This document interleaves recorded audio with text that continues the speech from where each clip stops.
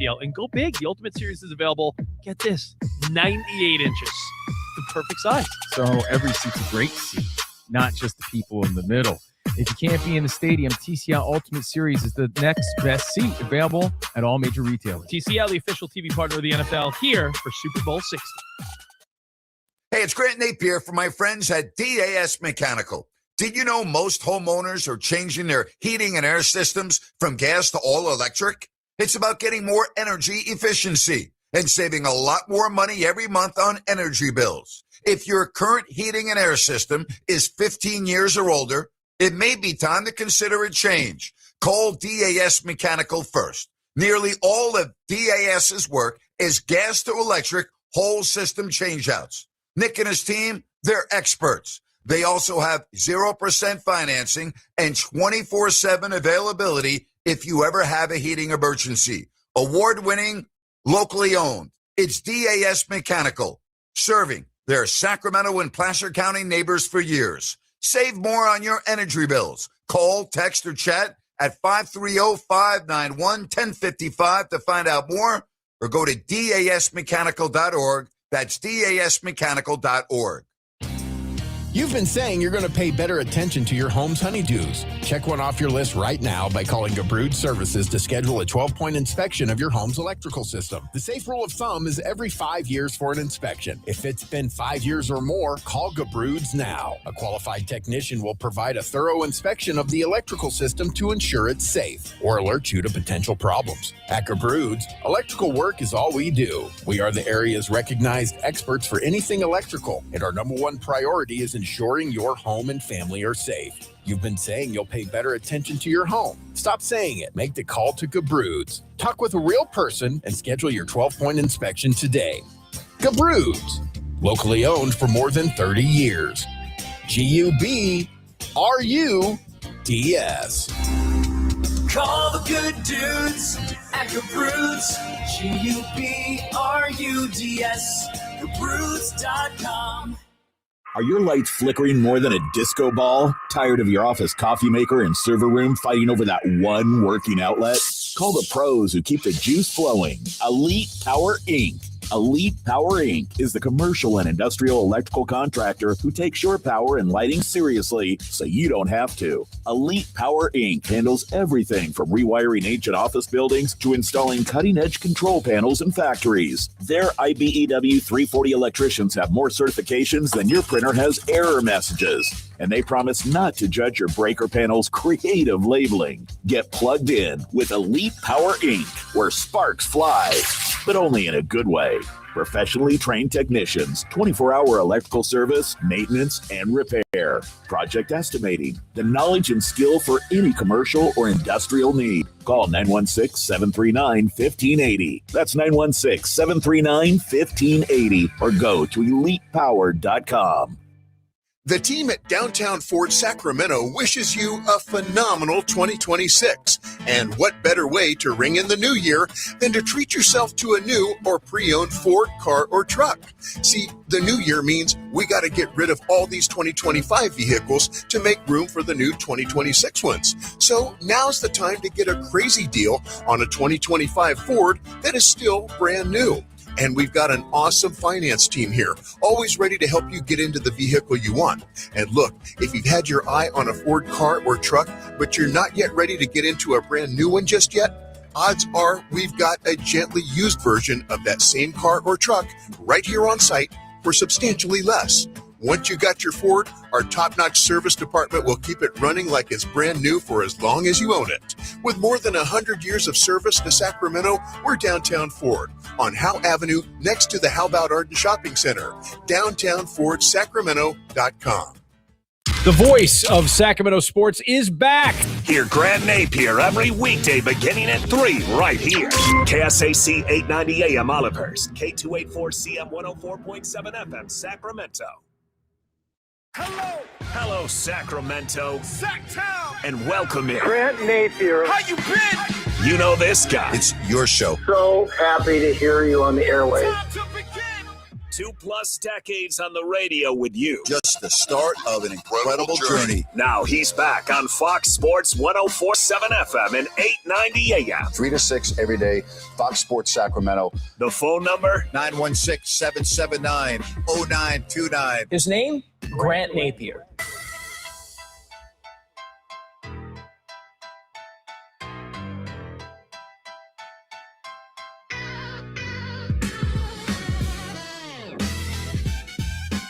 Well, the National Football League, yesterday we referred it to as Black Monday, and we could also just extend that to a Black Tuesday. Not a good day for a lot of coaches, particularly John Harbaugh, the second longest tenured coach in the NFL behind Mike Tomlin. So if that field goal by Loop is good, does that mean Harbaugh is back no matter what happens in the playoffs? The magnitude of that missed kick, I mean, right now looks enormous in the loss to Pittsburgh on Sunday night. Also, a lot of coordinators fired today around the National Football League, and you have to wonder if there will be more coming here in the coming days. So the NFL with the playoffs beginning this weekend, the 49ers, of course, on the road taking on Philadelphia. I mean, I still don't like the matchup here. I don't know how the Niners defense is going to get off the field. I think it's going to be a real issue. I think time of possession is going to be a real key in this game. And unless San Francisco is a +1 or 2 in the turnover margin, I think they could be one and done. Now, I think offensively, depending on who's on the field, they should be okay, not great. All right? But, I mean, if Trent Williams does not play, and I got to believe that he won't. I'm just going by hamstring injuries and his size and his position. I just think that's a real issue for the 49ers. I mean, think about the magnitude of that loss on Saturday night. You go from being a number 1 seed in a week off to going on the road to take on Philadelphia, who's not a great team this year, but they are healthy right now. I mean, you think about this. The Philadelphia Eagles last year won the Super Bowl, right? Do you know they're the only team in the National Football League this year to repeat as division champs? Think about that. They are the only team this year to repeat as division champs. Now, you could also say, well, that division stinks, blah, blah, blah. But they still did it. They're still the defending champs. They have a big time or a big game quarterback in Jalen Hurts. We know about Barkley's threat to break it at any moment. We look at the Niners defense the last couple of weeks. Phillip Rivers able to move the ball up and down the field. Caleb Williams and the Bears up and down the field all game. Seattle dominating possession, being able to run the ball for 180 yards. So think about what the 49ers are up against. Think about it. They do a cross-country trip after losing a huge game, so they got to get over that. Now, maybe they already have. You know, they've been down this road before. In other words, they are a very seasoned playoff team. They are a very seasoned playoff team. But this is a quick turnaround. It's a quick turnaround. And when I mean quick turnaround, I know they played on Saturday night, but emotionally, all right? Emotionally, they are not, I would think, where they would want to be for a game of this magnitude. I'd be a little concerned if I'm a 49ers fan. I'd be a little concerned. Now, would I be shocked if the 49ers go into Philadelphia and win? No, I would not be shocked. But I would be surprised. I would be surprised. I really would. I'd be surprised. How would I not be surprised? I think when I'm looking at everything with this game and all the injuries on defense, I don't like the matchup here. I'm sorry. I don't know if I would like the matchup currently with their roster against a couple of teams in the NFC, and one of them is Philadelphia. The other would be the Rams. The other would be the team we just saw, Seattle. I wouldn't pick them to win these games. I'm telling you right now, I'm not picking them to win the game. I'm picking Philadelphia to win. They're rested. They didn't play anybody on Sunday. They have a big-time quarterback in Jalen Hurts. He always seems to get the job done in big games. I mean, I just don't like this matchup right now. I don't. Now, if you disagree, I'd love to hear from you. I really would, because if you think the Niners are going to win, I want to hear why you think that. 916-779-0929. Give me a call, 916-779-0929. Text the show, call the show. What gives you confidence if you are a fan of the San Francisco 49ers? Seriously, why would you be confident? Based on what?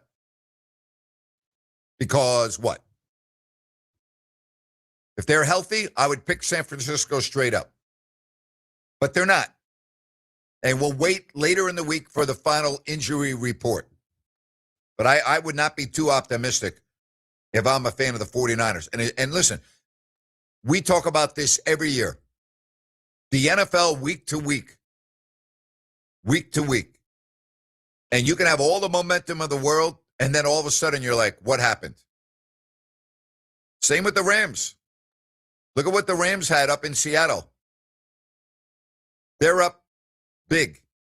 They're up 36-20, right? They look like they've got the game in their hand. Sam Darnold throws an interception inside the 10-yard line, under 9 minutes to go in the fourth quarter. Rams get the ball back, up 2 scores and two-point conversions. All they got to do is make a first down or two. Take a lot of time, take 3 to 5 minutes off the clock, and the game's over. What happens? They go 3 and out. They punt the ball. Seattle returns it for a touchdown. Now it's an 8-point game. Seattle gets the ball back. We saw the wacky 2-point conversion. Then they're able to score and get another 2-point conversion. And before you know it, the game is tied. The place is in a frenzy, and Seattle wins in overtime. Or else we'd be talking about the Rams being a number 1 seed. So are they going to be able to bounce back? They didn't look really good in their final couple of games after the Seattle game. And now, yeah, they should win, but they have to go all the way across the country to take on Carolina. I mean, if you look at that game and you look at the teams on paper, you would clearly say, the Rams are going to win. Obviously, they're a big favorite. But it's crazy what happens in the NFL. It's crazy what happens week to week in the NFL. So, your thoughts, 916, all right? 916-779-0929. What do you think about John Harbaugh being no longer the coach of the Baltimore Ravens? What do you think? Do you think it was time? Do you think they need a new voice? Go in a different direction? And where will John Harbaugh land next? Because he's going to get another job, and there are a lot of openings. There are a lot of openings. Where do you think he ends up? Your thoughts, 916-779-0929. Kings and Mavs tonight. The injury report on Keegan Murray, a moderate ankle sprain, going to be out several weeks. It's really been a lost season for Keegan, beginning in training camp, the preseason, the thumb surgery. He came back. He really didn't play well. Offensively, he has not played well. It's been a lost season. I think you're just going to chalk up this season to a lost season for Keegan Murray. That game is a late game tonight, 8 o'clock, which means a late postgame show over on YouTube and X if you don't like that. We won't be on roughly until about 10:15, 10:30 tonight. So it is definitely going to be a late night. All right, let's get to some phone calls, and we say hello to Mac. Mac, good to have you on the show. You're my leadoff man on this Tuesday. Go ahead. Good afternoon. You just asked the question of what might I be optimistic in what for the 49ers, and I'd like to please answer that question. One thing I think, after watching the Seattle game, one thing I and then watching other games is, yes, the loss of Ricky Pearsall, it hurts, and you can see Kittle is hurt, so nobody was going downfield on Saturday. If Kyle Shanahan, let's say Pearsall can't go, having and Kyle Shanahan can use Sky Moore to spread the field, I really feel that kind of helps with the running game, because it forces the safeties to back off the line of the scrimmage a little bit. So that would help the offense a little bit more. And I know that losing Tatum Bethune, which is a huge loss, and now you're down to your third Mike linebacker. But I thought Bethune's been missed a couple games already, and Eric Kendricks I thought he played a little bit better than Bethune on Saturday, and he had good angles. He's a veteran, so he understands how to communicate to the defense. So I think that's okay. And I think, that kind of gives me some optimism. And the fact that the 49ers against Seattle, they bent a lot, but they didn't break. I think that gives me some optimism with the game. Do I think that they're the favorites? No. But do I think it's a lost cause? I don't. I think that they do have an opportunity to win this game, and that's just my opinion. Okay, well, they obviously have an opportunity.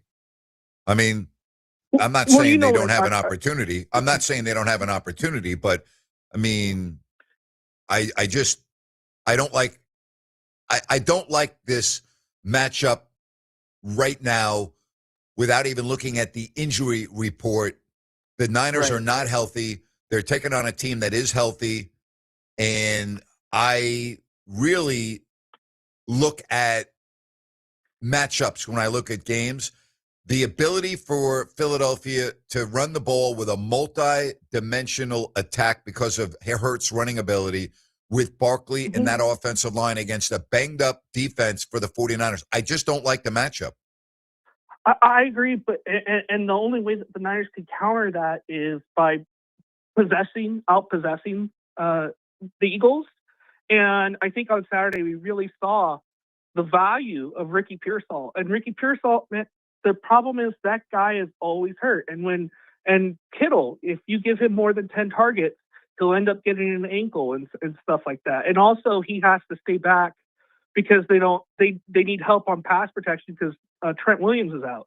So that's where I'm thinking if Ricky Pearsall can play, I think they'll be in a little bit in business. Or if Kyle Shanahan decides to use Sky Moore, which I don't understand, he doesn't. He's very speedy. If they can find a way to back those safeties up, I think they can possess the ball and be more methodical on the offense. And here's the other aspect I don't like in this game. The 49ers don't get to the quarterback. They're the worst team in the NFL in sacks. They don't get there. Correct. This is just not a good matchup for them right now. And again, I'm not saying they can't win. It's not a good matchup. It's just not. No. And anyway, I hope you have a good afternoon. And also, before I go off, and I'll take this off the air, with the Sacramento Athletics having their trademark taken by the last. Not the Sacramento Athletics, the Las Vegas Athletics. Well, not getting the patent for Vegas I understand. Or Las Vegas. Who's a bigger? Who looks worse, more incompetent, Vivek or John Fisher? Just as an owner, after today. Have a great day. Bye bye. Thank you. It's not even close. Okay, I mean, you can bash John Fisher all you want. His level of success as a team is much better than Vivek's. It's not even close. I mean, if you really want to be objective about this, it's not close. Let's get to Jim in Sacramento. Hi, Jim. Jim, are you there? Hello, Jim. Not there. Seriously, if you look at the A's had a lot of good years under John Fisher. You know, high 90s, playoff games. You know, they didn't advance. All right. They didn't win the playoff series. But I mean, think about it. The A's have been very competitive for a lot of the years that John Fisher owned the A's. The Kings had one playoff since Vivek bought the team, and they've been really bad in almost all the other years. I mean, I don't even think you can compare it. From the 209, I'll be honest, Grant, I'm a Niners fan, but I'll be shocked if they pull off a win on Sunday. The defense is too hurt to keep up the Eagles, but them just making the playoffs, losing Warner and Bosa, Purdy and Kittle for so many games, it's a win in my book. Did not expect them to be in the position after all of these injuries. It was a good season if it ends Sunday. I agree with you. I agree with you. I really do. Spot on. Hey, I want to talk to you about Village Financial Group. Their broker owner, Spencer, I've known for 25 years. I've talked a lot about Village Financial Group and this family-owned business. Whether it's a home equity line of credit, buying a home, selling a home, Spence is very creative. All right? He's a financing specialist. And remember, he has access to private money. So again, buying a home, selling a home equity line of credit, whatever you need, experience, specialist, trust, it's all there with Spence. Give him a call or text him at 916-805-4868. And be sure and ask about the investor special. That's 916-805-4868. You go online, vfgloans.com. You will find over 9,000 properties available for purchase. It makes sense to call Spence at 916-805-4868. Village Financial Group, looking out for your best interest. Don't forget, 4 o'clock, Chuck Cooperstein, the voice of the Dallas Mavericks. 5 o'clock, after Grant's Ranch, Sean Salisbury. Plus your phone calls right here on Fox Sports Sacramento. We are looking for the perfect spot to watch the game and enjoy amazing food and drinks? Look no further than Fieldhouse American Sports Pub. Family owned and operated, Fieldhouse is passionate about creating a fun, welcoming atmosphere for everyone. Spice things up on Tuesdays with Taco Tuesday. Buy any order of our delicious tacos and get a refreshing margarita for just $6.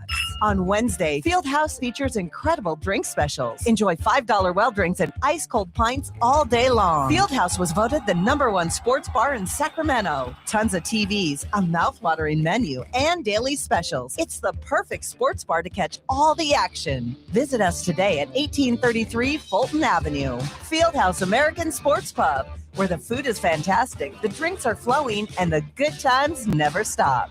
Fieldhouse, bring it to the house.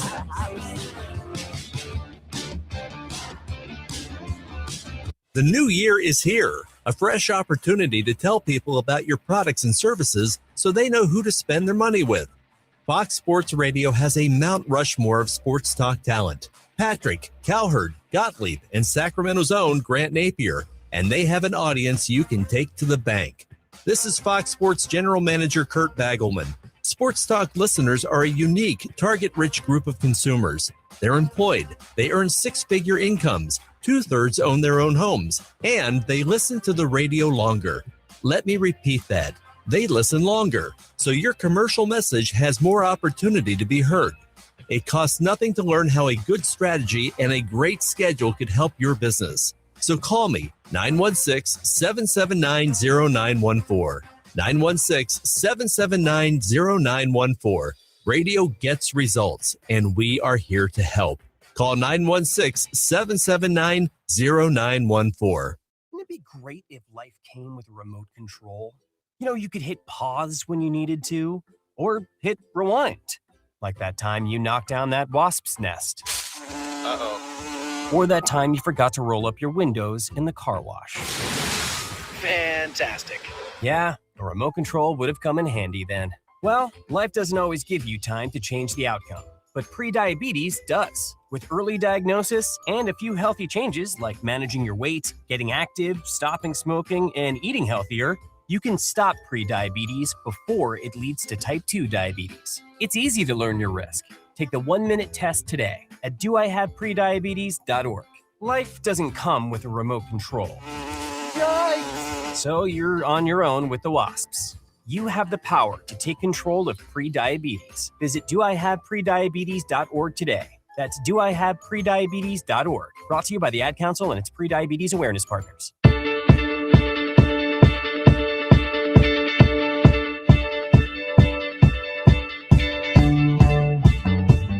I've talked a lot about this, and I'm going to talk about it again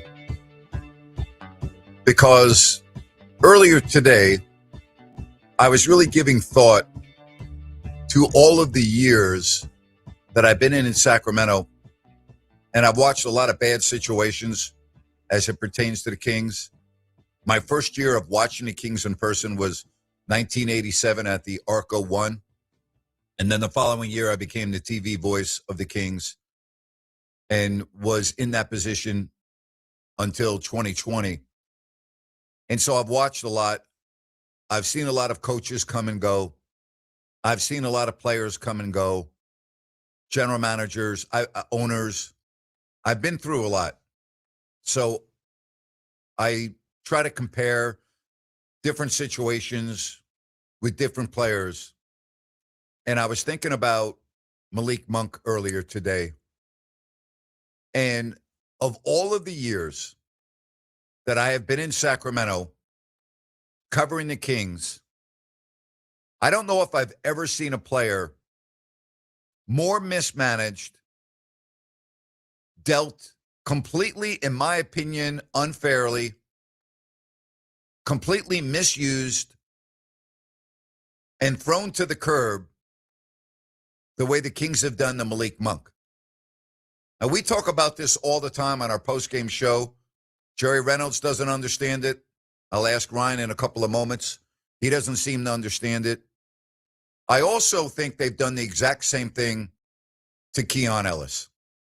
I think that they have taken Keon Ellis and they've messed him up so much, and they've taken a player that was playing very well, not only over a couple of weeks, but a span of 2 seasons, and they have completely mismanaged him and I think screwed up his career.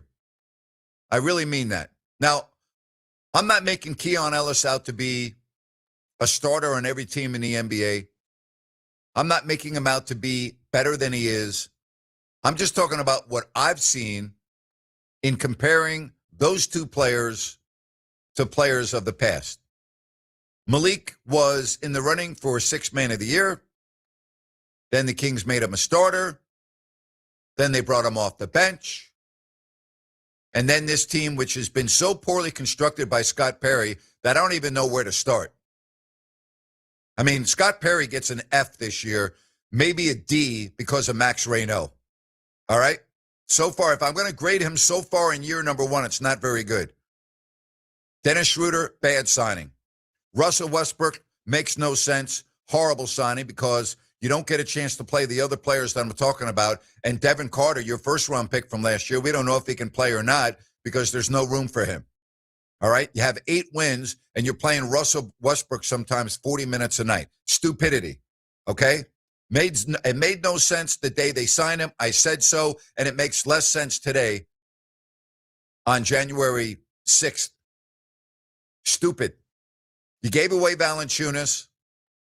Precious Achiuwa looks like a good pickup. But, I mean, if I'm going to judge Scott Perry so far, I'm not giving him a very good grade. But I'm going to give him 3 years because I think that is fair. I'm giving Doug Christie an F. I don't think he should be the coach. He shouldn't have gotten the job in the first place. He's out of place. He's not ready. He's not an NBA head coach. And it's very apparent. And if you go on all of the chat sites and you look at all of the chatter, you know, across Sacramento, I think it's in the majority of how people feel about Doug being a head coach. He's not a head coach. He shouldn't be a head coach, and he is out of place, period. Okay? And I'm very well aware of all the injuries and the makeshift lineups, but the rotations of the players that he does have available make no sense. His substitutions make no sense. His in-game adjustments make no sense. There's nothing going on to me that makes sense. But if I'm going to talk about Malik Monk, just him alone, the mismanagement of Malik Monk has been mystifying to me. Monk is one of your best players, period. I don't even think that's debatable. Okay? He's one of your best players. Period. And as one of the best players, he should be playing. And he's young. He's not old. He's 27. He's not 37. He's 27. He's not 32 like Dennis Schroeder. He's 27. He's not 36 like DeMar DeRozan. He's 27. You get my point? Again, I'm thinking of all of the decades that I've watched Kings basketball, and I've seen a lot of players mismanaged. I've seen a lot of players sent to the bench to rot and go to other venues, other teams, other franchises, and have success. But as far as this guy with his talent and his love for the community and the fact that the fans love him and all the other things that go along with Malik Monk, this is an absolute disgrace. And the Kings should be ashamed of themselves for the way they've treated Monk. They should be ashamed of themselves. This is flat out wrong. There's no justification for it. You know, if the Kings were winning, I wouldn't be able to make an argument because the name of the game is to go out and win. That's what you play professional sports for. So if that were the case, I'd have to shut up. But they have the worst record in the league. They have the worst point differential in the conference. They're an absolute embarrassment. And now you're going to make Malik Monk to be the scapegoat as one of the examples of what's wrong with the team? No. Malik Monk's one of the what's right about the team, not what's wrong with the team. It's a joke. They tried to ship him off in the summer. They didn't do it. Then we heard all the rumors in training camp. Didn't do it. The guy never once complained, never bickered, never was unprofessional. You know, he's been a model professional. And he's good. And he provides something that your team's not very good at. And he doesn't play.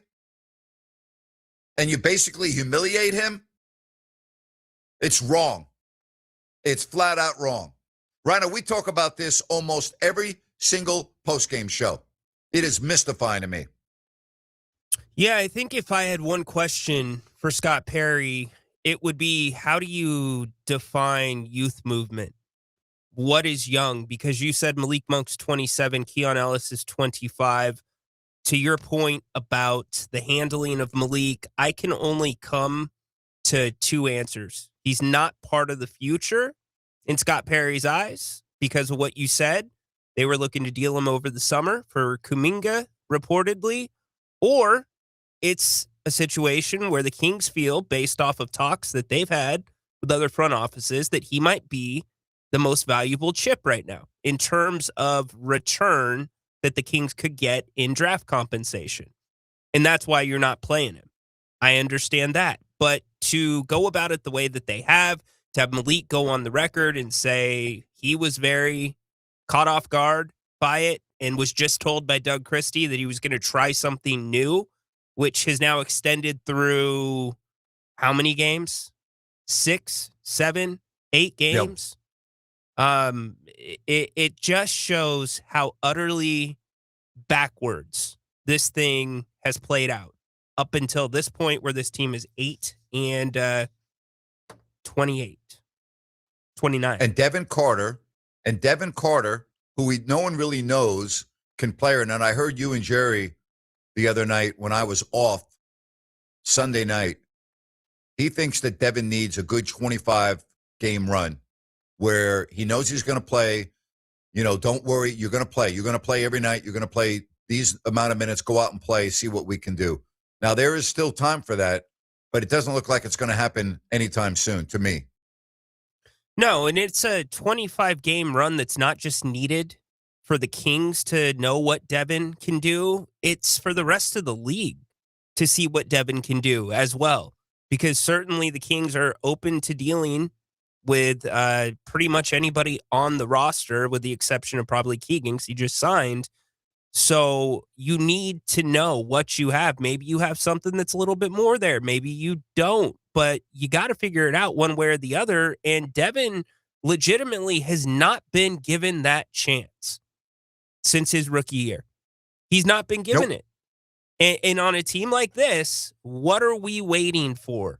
Like I said, if this continues past the trade deadline, Grant, that's where I am going to get, and I think this is probably where the fan base will sour.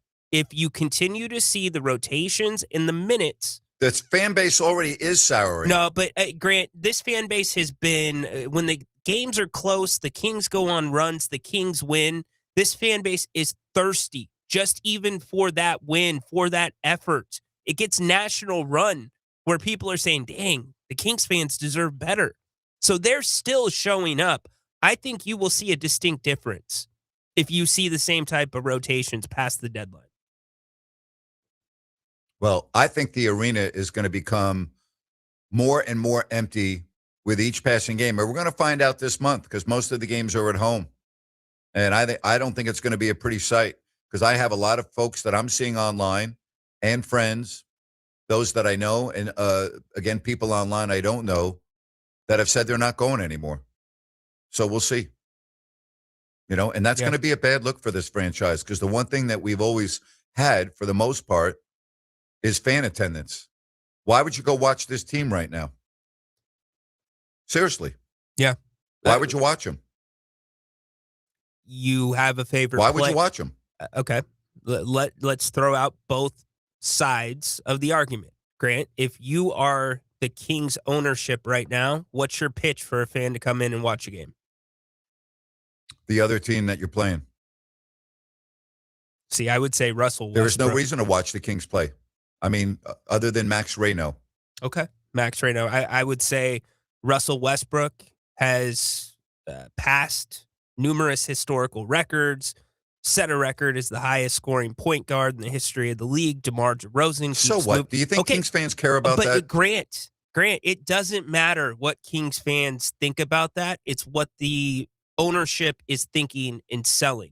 I think that's the mindset right now. And whether that's trickling down to Doug and heavy minutes resulting in it for Russell Westbrook, for DeMar DeRozan, who knows? Only Doug and the ownership knows that. But I think that is what is in their heads. This is just my intuition, my read on the situation. If I'm a Kings fan, or let me ask you, if you're a Kings fan, what's the reason you would want to go see a game right now? Maybe to watch the Max Reno play. That's it. I wouldn't watching Russell Westbrook. That record has no relevance to his Sacramento at all. Zero. I mean, 99% of that was done before he got to Sacramento. Listen, I'm not anti-Russell Westbrook. You know how I feel about the guy. I love the way he competes. He's a professional. I like the way he approaches his job. He's a first ballot Hall of Famer, but he shouldn't be on the Kings. Made no sense from day one. It doesn't make any sense now. It was a stupid signing by Scott Perry. Plain and simple, it was dumb. It made no sense. There's no way you should have Russell Westbrook on this team. It does not add to the development. It does not help the future of your team. It's just it retards the growth of your younger players. You have a mess with Malik Monk and Keon Ellis. You can't get Devin Carter on the floor. You signed Dennis Schroeder to be your starting point guard. He's now on the bench. I mean, there's nothing about it that makes sense. You can't get Nick Clifford on the floor for 20 minutes. I mean, there's nothing about it that makes sense. Except what I just said. You're right. Everything you said is right. Scott Perry said that Russ has, and we're not going to get into the 6 principles, but to have Russ around the younger guys, it's invaluable. And I will tell you, Russ has been the consummate professional. My perception of him before coming to Sacramento, since having the opportunity to speak with him, watch him practice, etc., has been a complete 360.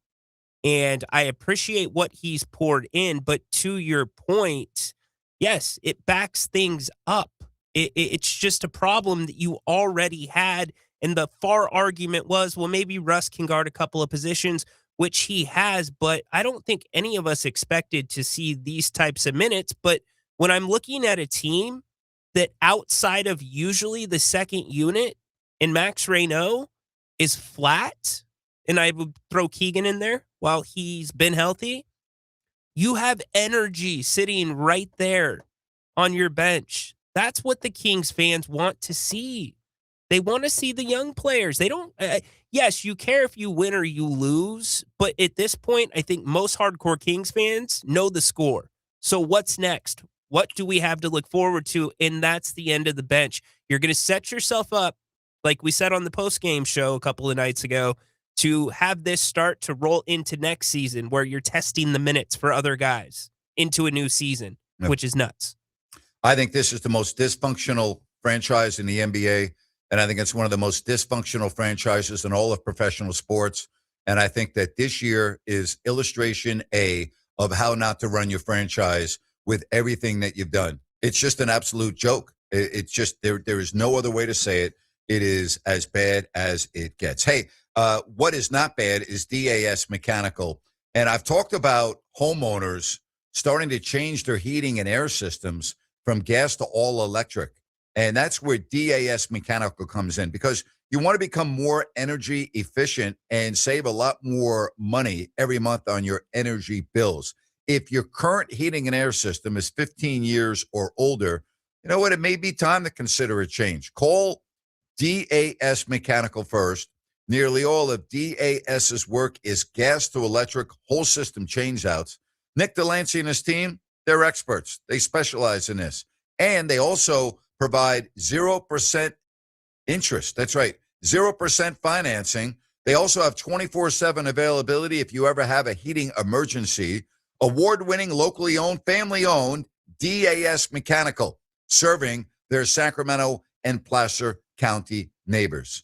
Just go online to dasmechanical.org. D as in dog, A, S as in Sam, mechanical.org. You can schedule everything online. Look at all of their 5-star reviews and their numerous best of the best awards. That's D as in dog, A, S as in Sam, mechanical.org. Remember, Chuck Cooperstein, the voice of the Mavs at 4 o'clock, Sean Salisbury, 5 o'clock, right here on Fox Sports Sacramento.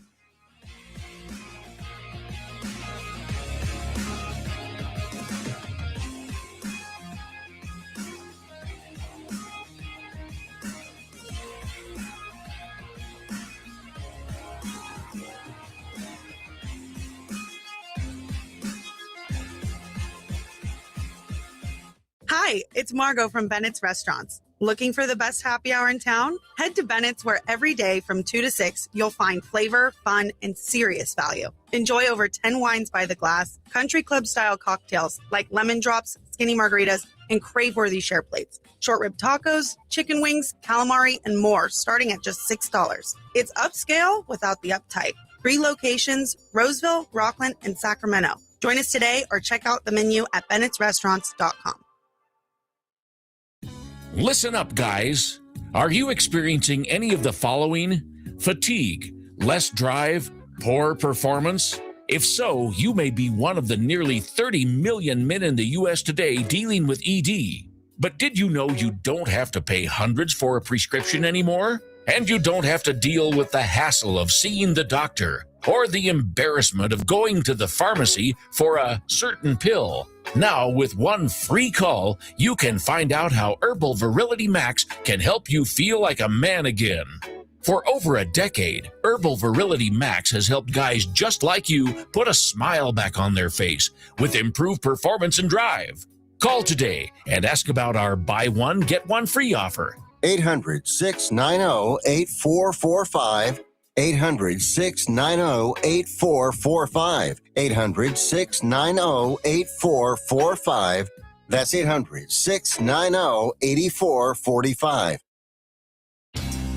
You've been saying you're going to pay better attention to your home's honeydews. Check one off your list right now by calling Gabrude Services to schedule a 12-point inspection of your home's electrical system. The safe rule of thumb is every 5 years for an inspection. If it's been 5 years or more, call Gabrude's now. A qualified technician will provide a thorough inspection of the electrical system to ensure it's safe or alert you to potential problems. At Gabrude's, electrical work is all we do. We are the area's recognized experts for anything electrical, and our number one priority is ensuring your home and family are safe. You've been saying you'll pay better attention to your home. Stop saying it. Make the call to Gabrude's. Talk with a real person and schedule your 12-point inspection today. Gabrude's, locally owned for more than 30 years. Gubruds. Call the good dudes at Gabruds. Gubruds. Gabruds.com. As veterans, we're no strangers to helping others. That's what we were taught, service before self. But we do have one question for the veterans listening. When was the last time you reached out for help? If you or someone you know needs resources, whether it's for stress, finances, employment, or mental health, don't wait. Reach out. Find more information at va.gov/reach. That's va.gov/reach. Brought to you by the United States Department of Veterans Affairs and the Ad Council. Remember, always be generous with the nutmeg. Just eyeball it. Okay. Mom's wisdom has served you well, but now it may be your turn to guide her. Hey, I'm worried about Mom. She keeps forgetting her famous sweet potato pie recipe. Some things come with age, sis. And some don't. Knowing the early signs of Alzheimer's in a loved one will help you make the best decisions for your family. Visit 10signs.org to learn the signs. Brought to you by the Alzheimer's Association and the Ad Council. Snakes, zombies, public speaking. The list of fears is endless. But the real danger is in your hand when you're behind the wheel. Distracted driving is what's really scary and even deadly. Eyes forward, don't drive distracted. Brought to you by NHTSA and the Ad Council. The voice of the Dallas Mavericks, Chuck Cooperstein, in the next segment to lead off hour number 2, Kings and Mavs tonight at 8 o'clock. I don't think you're going to see a great crowd tonight. 916-779-0929. Again, the number is 916-779-0929, and we say hello to Dorian. Dorian, Happy New Year. How are you? Grant, Rhino, Happy New Year, guys. Hope you guys had an amazing Christmas and New Year. But these 8 o'clock starts, man, they suck, man. They're terrible, especially for people that go to sleep early like I do. I mean, it's like, man, like the game starts at 8:10, 8:15. You know, that's when it's tip off, and it's like you don't even really get to watch the game. It's pretty dumb. Imagine if you wanted to watch it on the East Coast or the Central Time Zone. I know, man.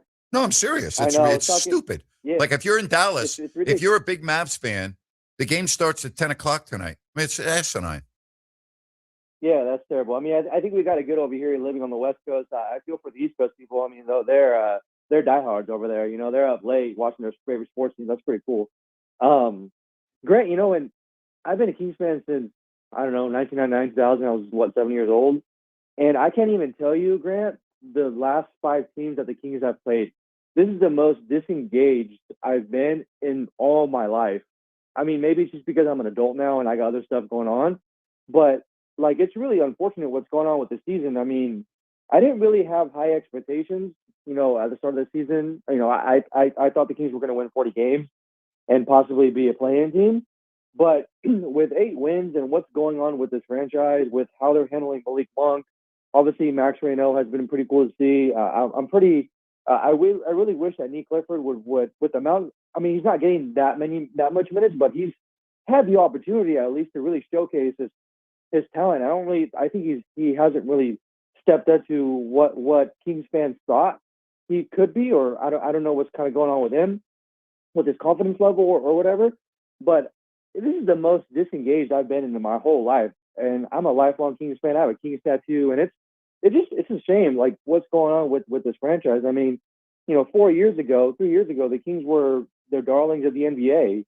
You know, they took the Warriors to 7 games, and I really thought that the franchise was now that had hit that turning point where the Kings were going to be good again. And you go from 50 wins to 48 wins to 46 wins to now, like it's terrible, man. Like what's going on, and it's really unfortunate. It's pretty frustrating. It's very frustrating, and I think a lot of people feel the way you do. They're not really keeping up with the team as much. I notice it, you know, on this radio show. I notice it on various internet sites. I notice it really on our post-game show at times, although we've been pretty consistent with that. But, I mean, it's not the way it was when they were, as you said, 3 years ago, and they were 48 wins. I mean, we had a couple of shows where we had over 30,000 combined people watching, which is unbelievable. Totally. So, I mean, yeah, fans are fed up, and they don't see a lot of hope. And right now, they're not willing to invest their money and time like they have in the past. Yeah, of course. And sorry, I misspoke. I said 50, 40, and 46, but 48, 46, and 40 the last 3 years. And it sucks as a lifelong Kings fan, man. It's like, I don't know. I know what needs to change, and that's ownership. And I don't foresee that, you know, happening anytime soon. But it's really kind of upsetting with what's going on with how Malik Monk is being managed. I don't really think that Duff Christie is coaching his team how he wants to. Doug is way too smart of a basketball player. He has way too smart of an IQ to be making these decisions in his rotations. I just don't really understand. I don't really. Well, my think that Doug experience Christie is coaches my the team. experience is just because you were this as a certain player, it doesn't translate into that as a coach. I've seen many examples, and I've been around a lot of coaches where their basketball stature as a player did not translate into a coach, and they were lost. So I don't think one necessarily has to do with another. I think it helps, but I've seen too many. I've been around too many where I'm like, geez, like it did. One has nothing to do with the other. That's my experience. I totally understand that, but I really believe that this isn't the Doug Christie that we all expected to be making these decisions as far as rotations go, as far as the allocation of minutes. I mean, if the storyline was, okay, the Kings aren't going to be very good this season, but we're going to fill up seats by having Westbrook play, by having DeRozan play. I mean, you haven't had Sabonis, you haven't had Keegan Murray very much. You don't have Zach LaVine. I mean, there comes a point now where their fans aren't even going anymore. So it's like, why are you playing these guys? That they're veterans. They're not the future of the Kings. Why don't you play the young guys? I don't really understand why that's going on.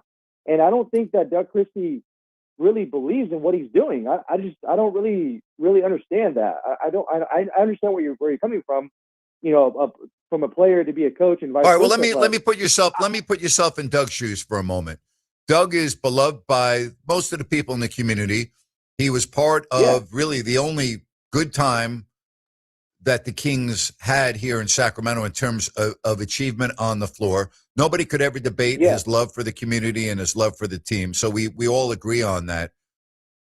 Why would Doug, assuming that he's not making these decisions, why would he want to tarnish his legacy here, which is what he's going to do, and it's already started? I mean, I see all the comments online, fire Doug, Doug needs to go. I don't think he should be the coach. I mean, I don't think he should have been given the coach. I've been consistent from day one. Why would Doug allow that to happen? Why would he allow it? I mean, if Doug's truly not coaching the team the way he wants, my question would be why? Why would you do this to yourself? It doesn't make sense to me. So I think Doug is making these moves pretty much on his own. And that's why, and at the beginning of the season, Grant, I called multiple times. I was like, this is not going to end up good for Doug. I totally had that same question. It's like, this is your time to shine. This is your time to possibly turn this franchise around and be the savior. And you go out and you only have 8 wins, and you're probably not going to be the coach of the Kings next year. There's no way after the season. There's no way. I just don't get it. I mean, no way. Listen, I don't get it. Dorian, all right, that I've been consistent about this from day one. And I was the first one to say so, that Doug Christie would be the head coach of the Sacramento Kings the day after they got eliminated by the Dallas Mavericks in the play-in game. When Sham Sharani of ESPN was the first one to report Scott Perry. And I said, Scott Perry is going to take the job because he's on his last hurrah. Why not? He needs a job. I would do the same thing. He is given the edict that Doug is your coach. He wasn't going to hire Doug as his coach. If Vivek Ranadive had said, go out and hire whomever you want to be your coach, there's not a chance in the world that he would have hired Doug Christie. There's no chance. So you have a general manager who doesn't want the present coach. When I say doesn't want, the point I'm trying to make is he wouldn't have hired him. You have a coach that if he lost his job today or had lost his job after the loss to Dallas in the play-in, would have not received an interview by one team in the league to be their coach. Not one team would have interviewed Doug Christie to be their coach. You had a general manager who wouldn't have hired him as a coach. This is just an absolute circus. There is no way in the world that Doug Christie can be the coach of the Kings next year. There's no way. Unfortunately, Doug is becoming a villain in Sacramento now just because of what's going on. It sucks because, he's a Kings legend in my eyes, just like you and Jerry and so many other people. And I hope that Kings legends stay away from the team for however long this franchise is not relevant, is not good, because it's a shame that these guys their legacy is being tarnished, Well, here's another response from, the YouTube channel. Anyone with a working brain can see Christie is just a puppet for Perry and Vivek. My proof is if he wasn't, he would have been fired after 15 games this year. I don't know if that's proof, but I understand the point you're making. It's just, again, Dorian, we go back to the word is dysfunction. Yeah, it's pretty unfortunate. One thing I'm looking forward to, Grant, is I'll be in New York for the Kings Knicks. I hope I get to see Jalen Brunson play. He's one of my favorite players. What's the date on that game? It's this month, right? That'll be, January 27th, or January 28th, I believe. It's on Tuesday, but I'm excited to, be around your area where you grew up. And, hang out at MSG, man, and hopefully I'll call in when I get to before I get to the game. I'm happy for you. I'm happy that you're going to be able to experience that. Madison Square Garden is a magical place. Boy, the Knicks got embarrassed last night, and the New York papers are destroying them. And I'm going to talk about this in a moment. Dorian, thank you very much. Thanks, Grant. Love you guys. Love you, Ryan. Love you, man. So James Dolan, the maligned owner of the Knicks, went on the all-sports station in New York yesterday, WFAN radio. And before the Kings played the Pistons, basically gave an edict talking about, why they didn't put the NBA Cup banner up. He said, we are going to hang a banner up, but it's going to be a championship banner. And this team, needs to be in the finals and win. And that's where we are going to be this year. And he talked about Tom Thibodeau and why he didn't come back as coach. So he was given the edict about this team needs to be in the NBA finals this year and we need to hang a banner. And then they go out and they get embarrassed in Motown by the Detroit Pistons. I mean, they got destroyed. They got absolutely destroyed.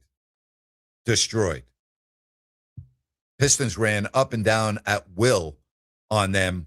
It was the worst loss of the year for the Knicks, hours after their owner went on WFAN radio in New York to talk about this has got to be a team that goes to the NBA Finals. That game had some extra meaning, though, to the Pistons. Of course it did. They got eliminated by the Knicks in the playoffs last year. But, I mean, it's the fact that it had extra meaning doesn't mean it had less meaning for the Knicks. I mean, it does. That doesn't excuse losing by, 31 points or whatever it was. Right? No, you're right. You're absolutely right. And a guy that's very unhappy in New York who came right out after the game and said it is Karl Anthony Towns. Karl Anthony Towns has been a shell of himself this year, and he blames it on the new system that Mike Brown has implemented. It doesn't fit Karl Anthony Towns. If you look at the Knicks' success last year, Ryan, and a big part of it was Karl Anthony Towns. Yeah, he was voted All-NBA, one of the teams. And he, outside of a couple bad playoff performances, had one of his best years. Revival. When you talk about bad performance, that's not what you get at Village Financial Group. You get an outstanding performance because their broker owner, Spencer Grimmenstein, is superbly experienced at what he does. He is a financing specialist. He's unbelievably creative, and he has access to private money. That's right. Village Financial Group, a family-owned business since 2000. Spencer is your man. He's awesome. Call or text him at 916-805-4868. That's 916-805-4868. And be sure and ask for the investor special. Buying a home, selling a home equity line of credit. Again, call them, text them, 916-805-4868. And if you're looking for properties, well, you're going to find over 9,000 if you go to their website, VFGloans.com. That's VFGloans.com. It makes sense to call Spence at 916-805-4868. Village Financial Group, looking out for your best interest. Don't forget Chuck Cooperstein in a couple of moments. Sean Salisbury right after Grant's Rant at 5 o'clock. We got the college football semifinals coming up this week. What do you think? Who's going to win? Who's going to be in the national championship game? Who's going to be left standing after the semifinals? We'll talk about that with Sean. And we will get to hour number 2 and my conversation with the great voice of the Mavs, Chuck Cooperstein. That's next here on Fox Sports Sacramento.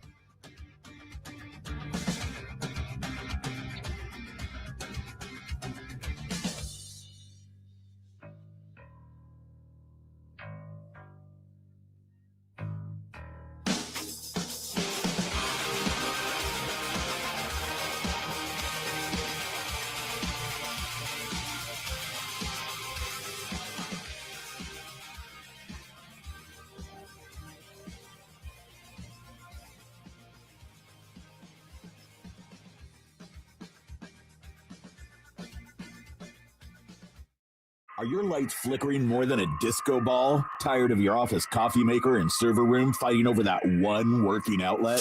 Call the pros who keep the juice flowing. Elite Power Inc.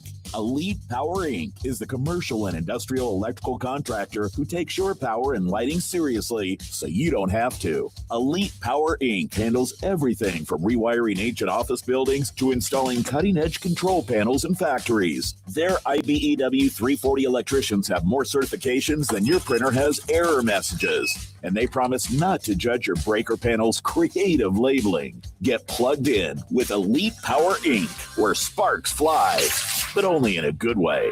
Professionally trained technicians, 24-hour electrical service, maintenance, and repair. Project estimating, the knowledge and skill for any commercial or industrial need. Call 916-739-1580. That's 916-739-1580, or go to elitepower.com. Life is best enjoyed when you feel most energetic. Of course, as we get older, the energy part gets a little more complex, and then weird stuff can start to occur, like brain fog, low energy, not feeling motivated to do things, a loss of your libido, or ED. If you've experienced any or all of these things, it could be something as simple as your testosterone levels, and that can be safely treated. Sacramento Naturopathic Medical Center is offering a free healthy aging consultation with Dr. Dennis Godby. Dr. Godby specializes in healthy aging and is an accomplished author. And this vibrant and energetic doctor, at nearly 70 years young, has literally walked across the United States on foot to promote quality health care. So when it comes to feeling younger, it could be said that this doctor literally walks the talk. Schedule your free healthy aging consultation with Dr. Godby now at gettingbetternow.com. Gettingbetternow.com. Sierra Pacific Home and Comfort is all about keeping you comfortable at home. And when your sewer system backs up or the toilet suddenly won't flush, that's not comfortable. Sierra Pacific's expert plumbers are always ready to deal with household plumbing emergencies. We'll come out and solve the problem, no problem. Expert plumbing service anytime at SierraPacificHome.com. Sierra Pacific Solar Heating and Air, the guys in the big red trucks. You took the first step and quit smoking, but even former smokers may still be at risk for lung cancer. That's why SaveByTheScan.org wants you to know about a new low-dose CT scan that can detect lung cancer early. It takes only 60 seconds and could save your life. You took the first step, now take the next. Visit SaveByTheScan.org for a simple quiz to see if you're eligible and talk to your doctor about screening. SaveByTheScan.org is brought to you by the American Lung Association's Lung Force Initiative and the Ad Council. Tell your friends. Grant's back. Grant Napear is back on the Sacramento airwaves right here. KSAC 890 AM Olivehurst. K284 CM 104.7 FM Sacramento.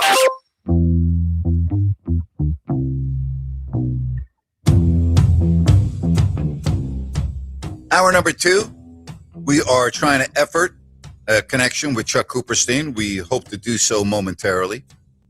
Kings and Mavs tonight. 8 o'clock. The late start, I think most of us agree, we do not like. But again, it could be worse. You could be on the East Coast trying to watch these 8 o'clock starts. That would be rather challenging, would it not? That would be rather challenging. The Mavs, along with Sacramento, have certainly struggled this year. We'll talk about that in a moment. But it is an absolute pleasure to welcome to the program a guy that I have probably missed as much as any on the circuit, the longtime radio voice of the Dallas Mavericks, Chuck Cooperstein. Chuck, how are you, buddy? Grant, I'm doing great, and I imagine you might be doing great too because John Harbaugh might be your new coach. Yeah, the Giants need about 10 John Harbaughs on their sideline. So can you arrange that for me? Well, so, that I can't. They're not necessarily lacking in talent, but they do have a long way to go. They certainly do. So, Chuck, I'm relaying this story on a show last month or the month before about being at Bowling Green, and I want to say it was 1980, maybe 1981. My roommate is from Philadelphia. He's a diehard Flyers fan. I'm a diehard Rangers fan.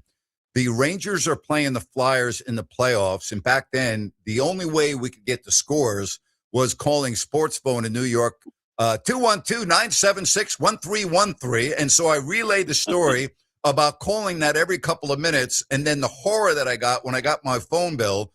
So I had a caller from New York call up and go, wow, you talk about Chuck Cooperstein a lot. Chuck was on Sports Phone. I go, no way. So here we are. Did you do Sports Phone for a period of time in your career? I did, from January of 1982 to August of 1984. But basically, wow. I guess I didn't start on the New York system right away, because the way it worked, it was a company called Phone Programs, and we were at 919 3rd Avenue. And we had a New York line, a New Jersey line, and a Buffalo line. And then there were offices also in Chicago and Detroit. But I started out on the Buffalo line and moved myself up, and probably about 6-8 months into it, I was doing New York, and that's pretty much where I was until I moved to Dallas in 1984. Wow, love it. History from Chuck Cooperstein, the voice of the Mavs. Before I talk to you about the Mavs, I didn't give you that bad news when the Flyers beat the Rangers. You're an absolute beauty.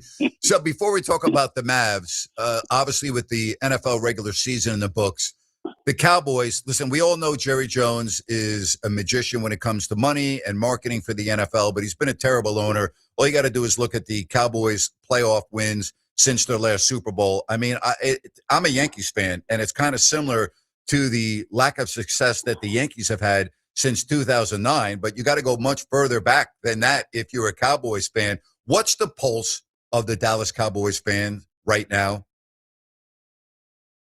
I mean, they're sick and tired of being sick and tired, really. And it's Groundhog Day. It's the same thing every year. I mean, in fairness now, Mike McCarthy had 3 consecutive 12-win seasons. Yep. But they got to the playoff game and they didn't perform. And that's basically what it is. I mean, they're waiting for this team to win a divisional round game and at least get to the NFC Championship game. And they're certainly not convinced, and they have every reason to not be convinced that Jerry and Steven and the structure that they have in place is capable of getting the team to where everybody wants them to be. But the bottom line is, Grant, it's not going to change, until Jerry and Steven are no longer involved with the franchise. And even then, who knows what happens from there. If, another one of the family members decides that they're going to get themselves involved. It's a hard situation, because at least last year they went 7-10, and Dak missed half the season. This year they go 7-9-1, and Dak plays the entire season and was great. I mean, really was top 5 MVP. He had his best year. Great. He was phenomenal, and they weren't close. And so again, Matt Eberflus is fired today. They'll have 4 defensive coordinators in 4 years, and they're going to have to do something, just structurally different from anything that they've really done in over a decade. And, they have 2 first-round picks, and that's all well and good, but they're going to have to go into free agency, and they're going to have to spend. They're going to have to get people who actually know how to play NFL football at edge, as a linebacker, and really in the secondary at cornerback, because they have no cornerbacks right now that are really worth anything. So it's going to be really interesting to watch them, when they get to March and you get to free agency and see how they play this, because they have been absolutely risk averse when it comes to the actual free agency. Now, they made a great trade for George Pickens. Now, what are they going to do with him? They made I think a great trade to get Quinton Williams. That will help them. The Parsons trade was a disaster, but plain and simple. They're spinning their wheel. They're spinning their wheels. I mean, that's really where they are right now. And people are. But I think on one hand they're sick and tired of them, and on the other hand they can't wait to go out and watch them play on television. So that's how do you solve the problem? I don't know. Chuck Cooperstein, the voice of the Mavs. Let's make the transition over to the Mavs. You know, here in Sacramento, most Kings fans would tell you that not only do they not see light at the end of the tunnel, they don't see the tunnel. You're talking about a Mavs team and the transition that is still ongoing from the big trade a year ago. Is Cooper Flagg giving the fan base hope for the future? Is he going to be, from what you've seen, the real deal? I think he is, and he has given the franchise hope, and he's given the fans hope. But unlike Luka, he is not a show. And that's what set Luka apart from everybody, that he could do all the things that he did, and he did it in a way that made you drop your jaw. Mm-hmm. Flagg is not quite that way. But he's incredibly mature, and he plays like a guy who's been in the league 10 years. And let's face it, I mean, with all due respect to Luka, and as much as I love watching Luka play and watch him every chance I can, I mean, Cooper Flagg is far more advanced on the defensive end of the floor and understanding defensive concepts than I think Luka ever was. I think Luka is a better team defender than people give him credit for, but I don't think he has ever been at the level that Cooper Flagg is right now as an 18-year-old. And, you know, who does he compare to? I mean, look, you know, there's a lot of Pippen in his game. There's a lot of Kirilenko in his game. Pick your great two-way guys who could do it all. And he really is that guy. The only thing that's lacking right now is his three-point shooting. And I think that, they'll work on that in the off season and try to get the mechanics of that fixed. I think it's you'll see, even if you're watching closely tonight, how his three-point shot really has a lot of side spin to it. And there's not a lot of backspin. It comes out of his hands really funny. And I think they're going to have to work on that in the summertime. I think he'll certainly put in the work to be able to do that. But the fact that he shoots really good free throws, as everybody says, seems to believe this. There is a theory that, if you're a good free throw shooter, you're a good 3-point shooter. Frankly, Grant, I've never bought into that. Yeah. I think they're two entirely different motions. Yeah. They're entirely different motions. But the kid works so hard, and he's got such an incredibly high basketball IQ already for 19 years old. And Koopy's 8.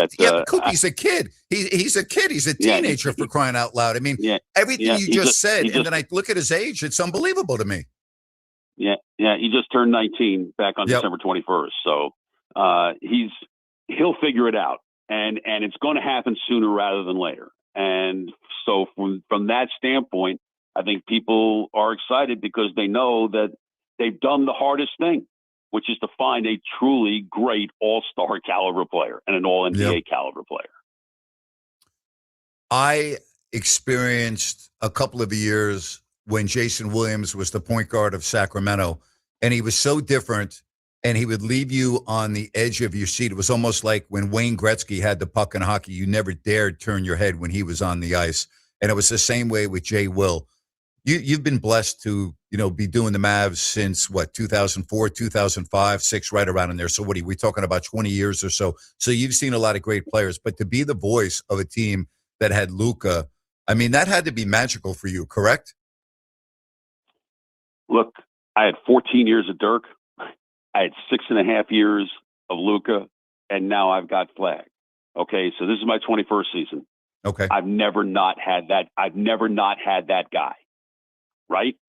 I mean, there are people who do this and have done it a lot longer than I've done it, who've never had that player. Correct. So I am extraordinarily fortunate, and I thank my lucky stars every day that whether the Mavericks are playing in the NBA Finals or they're doing what they're doing right now and trying to figure out who's who and what's what, I've always had that guy that I can watch and listen. We're not even talking about Kyrie Irving, who's been out for 10 months now, and he's that guy too, right? I mean, you never know what you're going to see with him when he's on the floor because he's so unpredictable in how he can finish as a little guy at 6'2".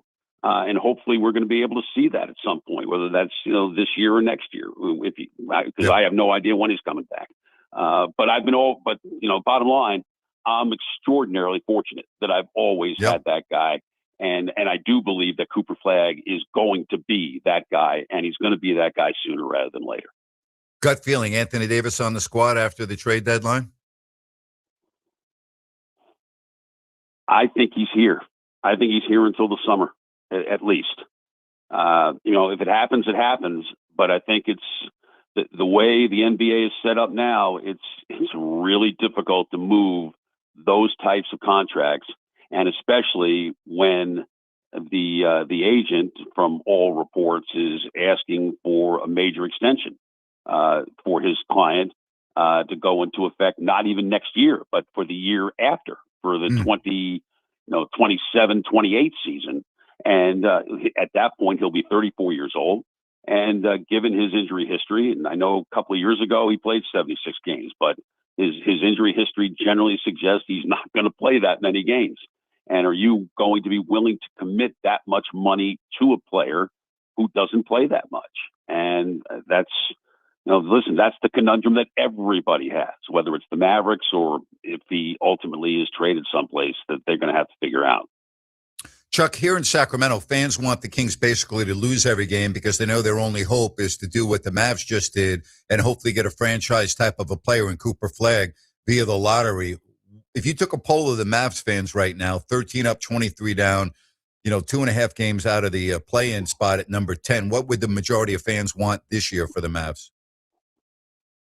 They would like to see Sacramento beat the Mavericks tonight. and then the Mavericks lose a whole bunch of other games. Okay.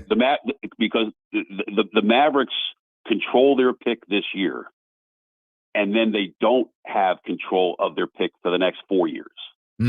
So in 2027, that pick is top 2 protected. That was the PJ Washington trade. Right. In 28, it's a pick swap with Oklahoma City that allowed them to acquire Daniel Gafford from Washington. And so, you can't really argue those because it got them to the finals. I mean, it got them 3 wins from a championship. But now they're paying the piper on the other end. 29, they have either Brooklyn or Houston or the Lakers or Houston's pick, depending on how things work out. And then in 30, it's a pick swap with San Antonio from the Grant Williams signing back in 2024 too. So it's 4 years without control of your pick is a long time. And so they know that this year they've got to be able to nail it. And the draft looks like it's going to be exceptional. I mean, this draft this year turned out to be exceptional at the top. Mm-hmm. And it looks Yes. like next year's is going to be as good, if not better. And certainly through the first 10 picks, it looks pretty deep right now.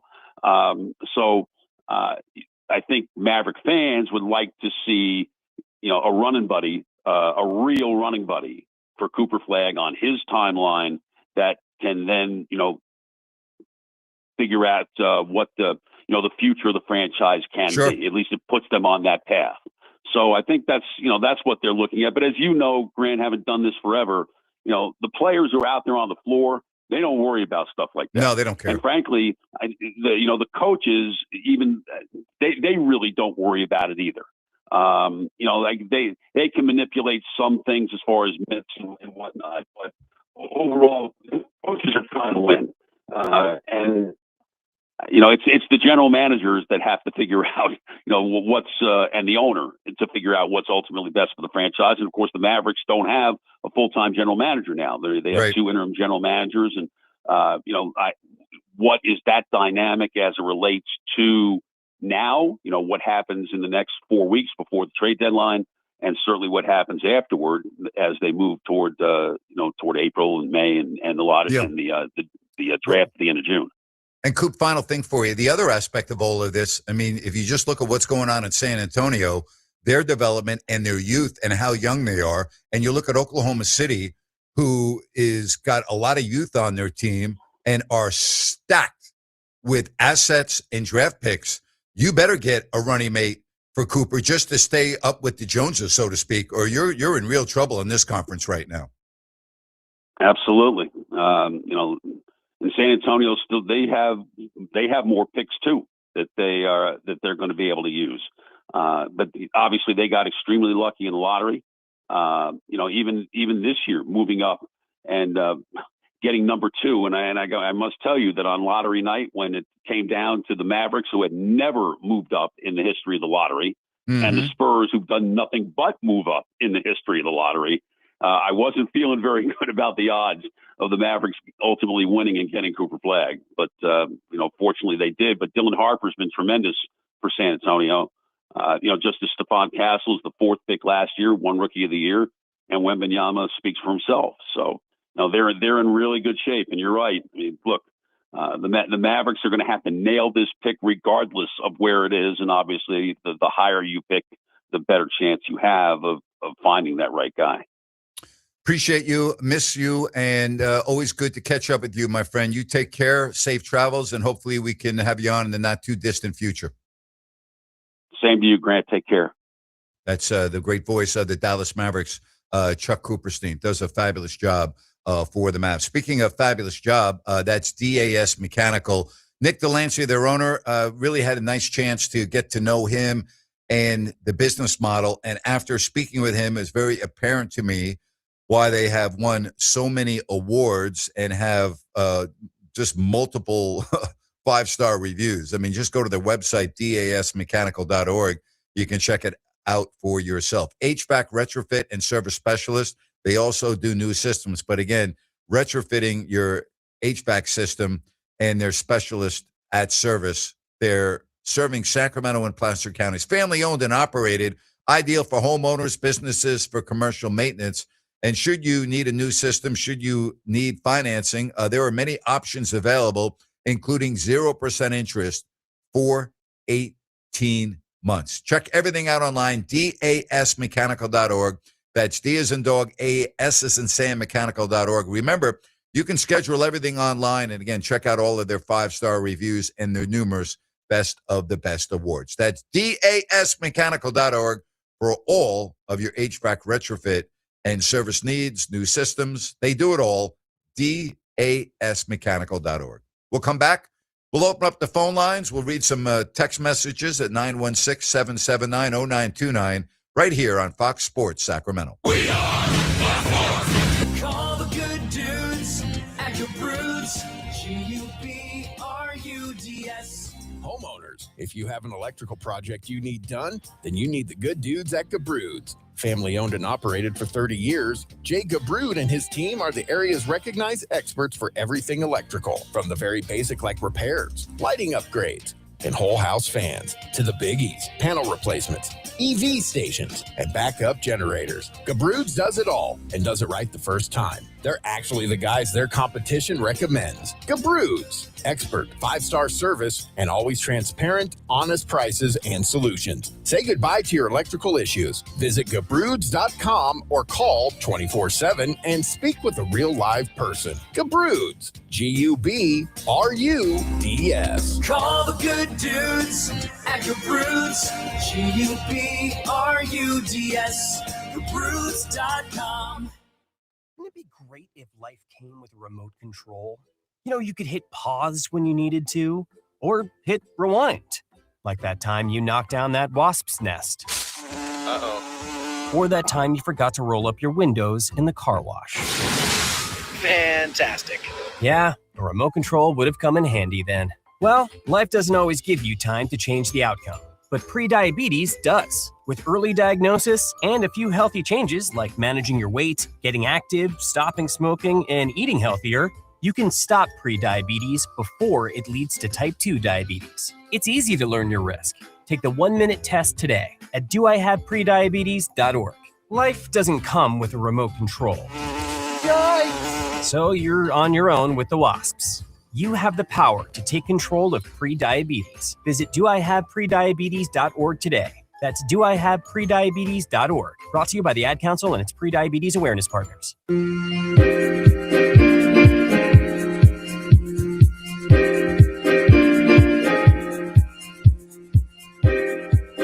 Sean Salisbury at 5 o'clock, right after Grant's rant. Lots going on in the world of football. Interesting comments from Chuck regarding the Dallas Cowboys. Not that I'm surprised. What a mess. Seriously, to have that kind of capital to work with. And I know the NFL is a different animal because of the hard cap and there's no local TV. So the pie is split 32 different ways with the TV money, and that's your big money. So it's a different animal, so to speak, regarding like how you build a team. Like, for instance, in the NBA, you can say anything you want about the aprons and everything else. If you are the Los Angeles Lakers, with the amount of money that you make in radio, in TV, okay, or the Knicks, you have a huge advantage over a market like Sacramento. That's just the reality of the situation, and you can't argue that. It's just now that doesn't mean you can't be successful as a small market. I mean, look at Oklahoma City and Indiana; they were in the NBA Finals last year. But it's just the way it is. 916-779-0929.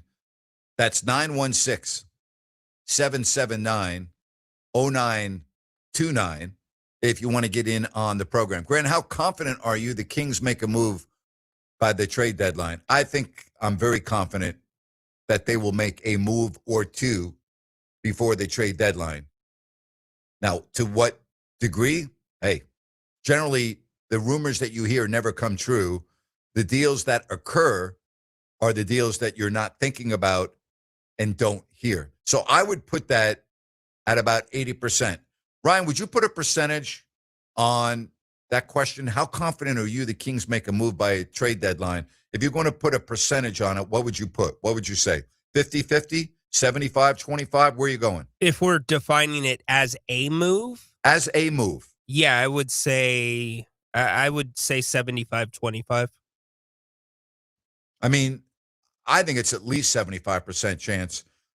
What do you think of a big move, which would mean DeMar DeRozan, Zach LaVine, put Malik Monk in there, Sabonis in there, although I don't think that's going to happen. Then what are we talking about? You think it's 50-50? Yeah.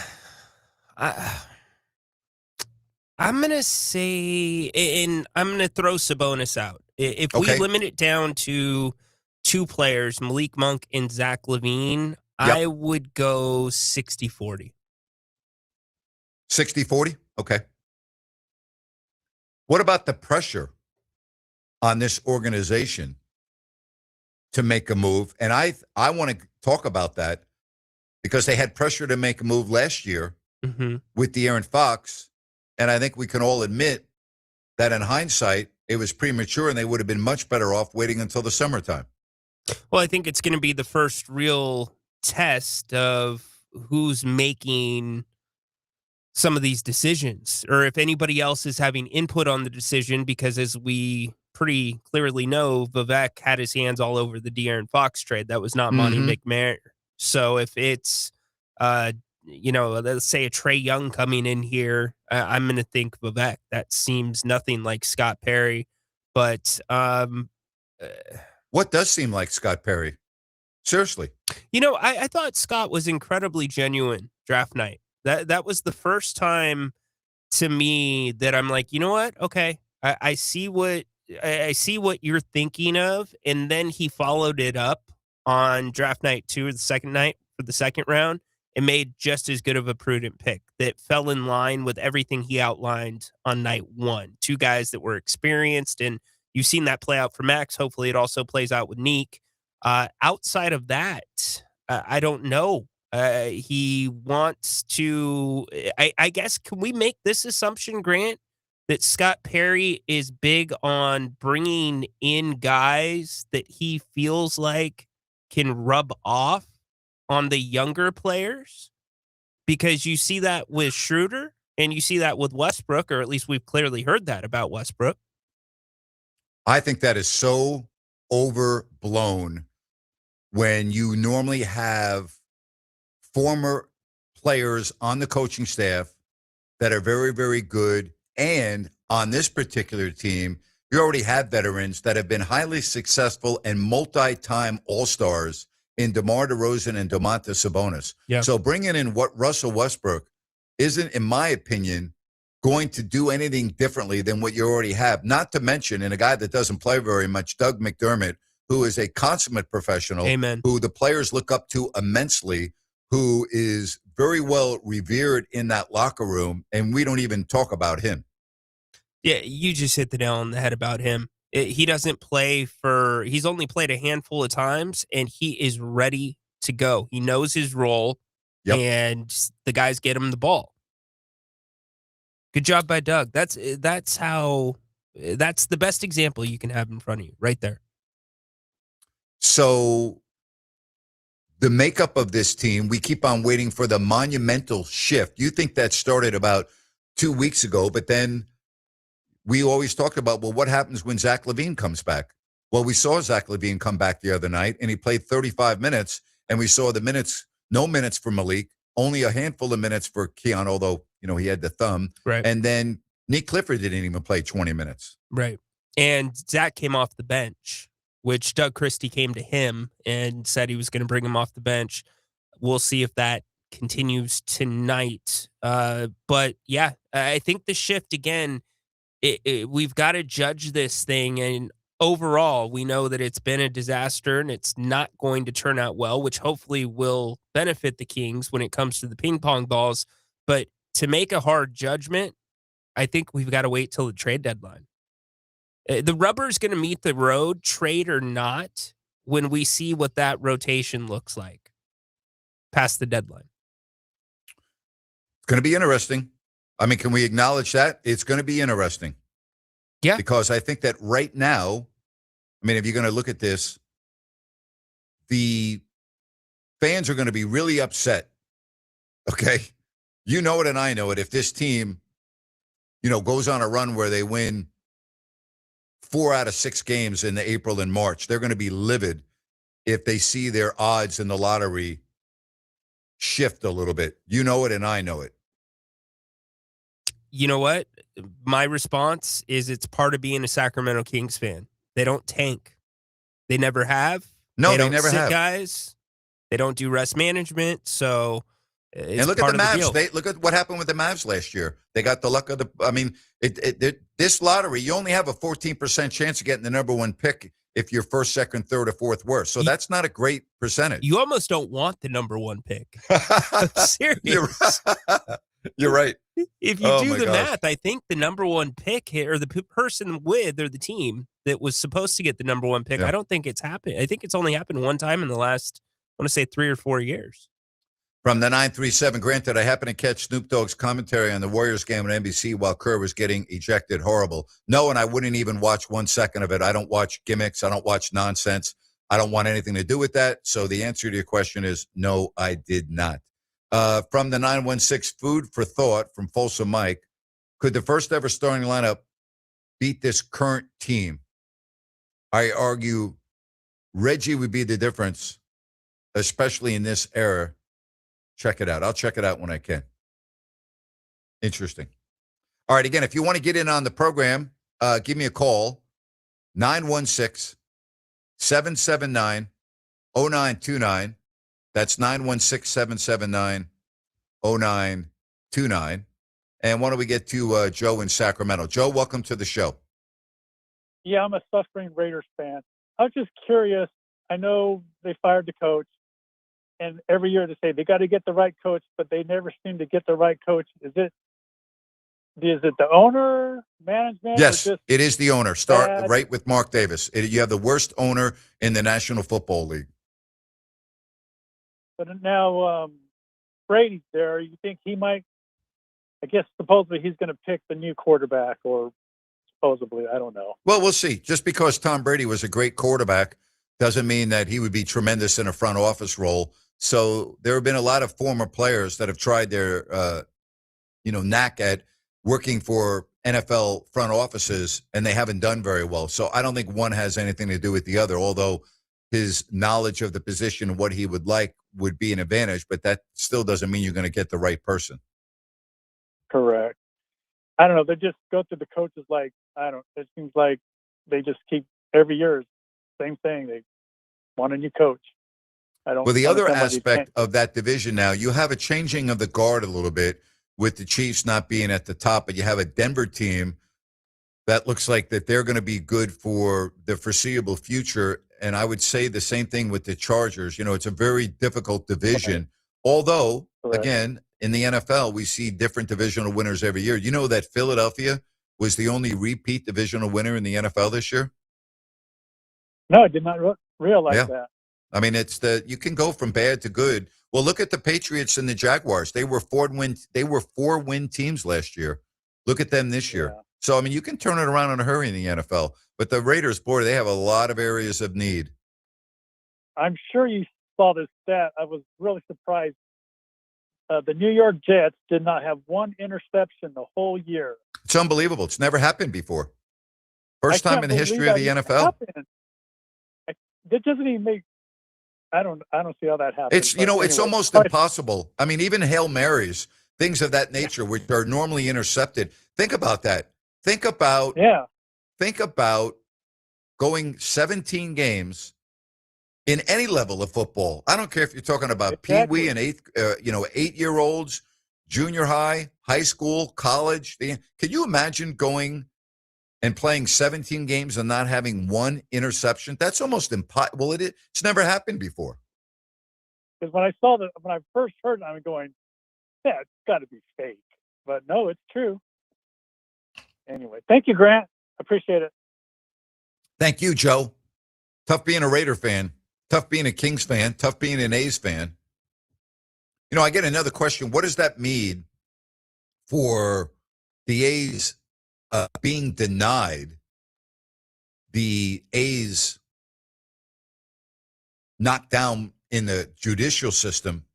Well, not the judicial. Well, I don't even know what the hell it is. I don't know what would be the proper term there, Rhino. A trademark, right? Like what would be the proper trademark verbiage? The trademark. Okay. So it's the U.S. Patent and Trademark Office. Correct. All right. That is the office that denied the A's request to trademark the names Las Vegas Athletics and Vegas Athletics. It was denied. So I'm not really sure what that means on the big scale. Does that mean that they are 100% going to have a new name when they go to Vegas? No. So they can appeal first Okay. and foremost, and you got to look at some of the reasons they were denied. The team's currently not playing there. Okay. It's a vague name, athletics. Think about that across the board, because athletics can be construed in many different ways. So they'll get it done. This is just one of those things that probably was not done the correct way by the Athletics. Well, this team, have you looked at the construction site lately in Vegas? I mean, they are really moving along there. I have not. No. Yeah, they really are. And everything's in place. I know there are still those in Sacramento that think it's not going to happen. It's happening. It's going to happen.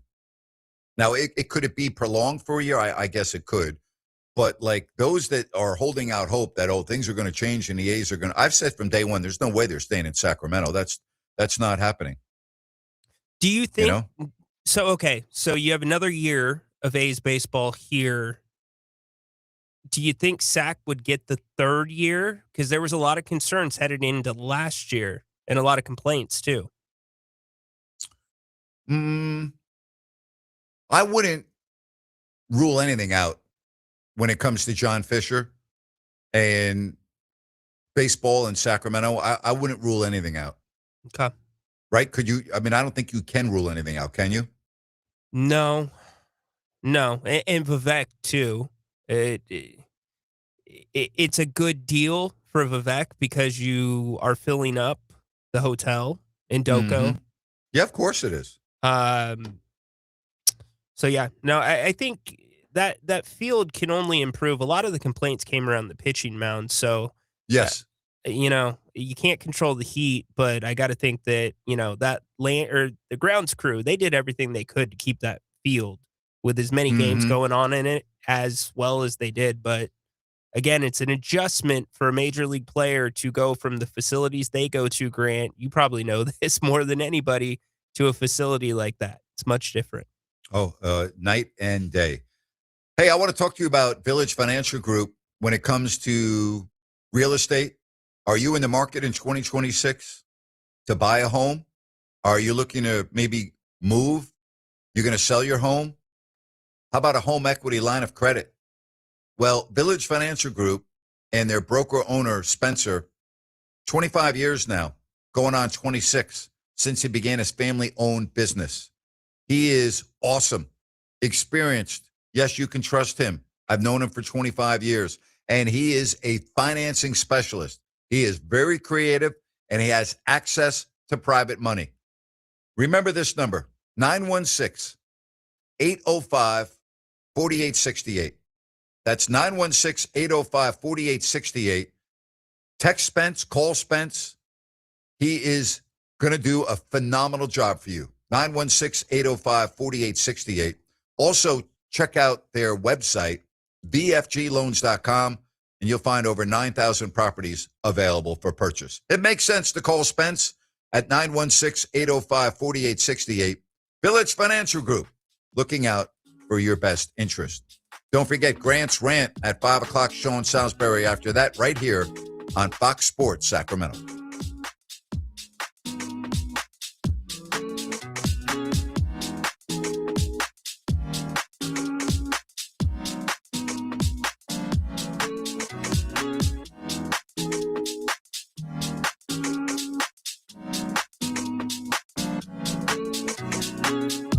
Tired of the same old routine? Need a place where the beer flows and the good times roll?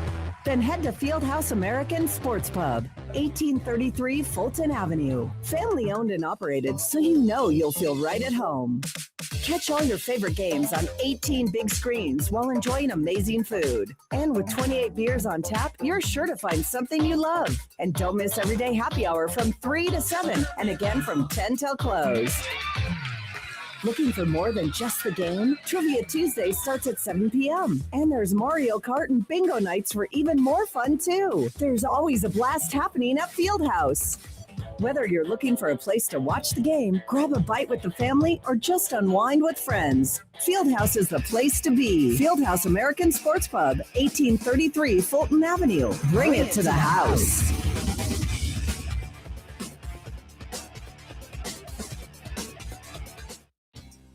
You've been saying you're going to pay better attention to your home's honeydews. Check one off your list right now by calling Gabrud Services to schedule a 12-point inspection of your home's electrical system. The safe rule of thumb is every 5 years for an inspection. If it's been 5 years or more, call Gabrud's now. A qualified technician will provide a thorough inspection of the electrical system to ensure it's safe or alert you to potential problems. At Gabrud's, electrical work is all we do. We are the area's recognized experts for anything electrical, and our number one priority is ensuring your home and family are safe. You've been saying you'll pay better attention to your home. Stop saying it. Make the call to Gabrud's. Talk with a real person and schedule your 12-point inspection today. Gabrud's, locally owned for more than 30 years. G-U-B-R-U-D-S. Call the good dudes at Gabrud's, G-U-B-R-U-D-S, Gabrud's.com. If you can't remember the last time you had your home heating system inspected, it's probably time. Right now, Sierra Pacific Home and Comfort is offering a $79 complete heating and air system inspection. We'll check your entire system, clean it up, and make sure it's running perfectly. Call or visit us online today and schedule your $79 winter system inspection at SierraPacificHome.com. Sierra Pacific Solar Heating and Air, the guys in the big red trucks.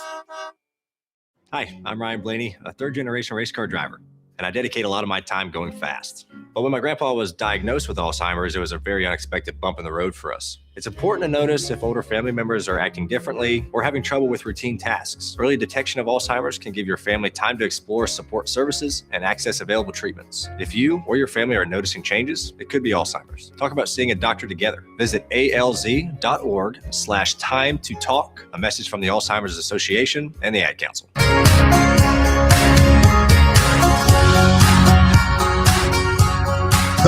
This is pretty funny from the 916.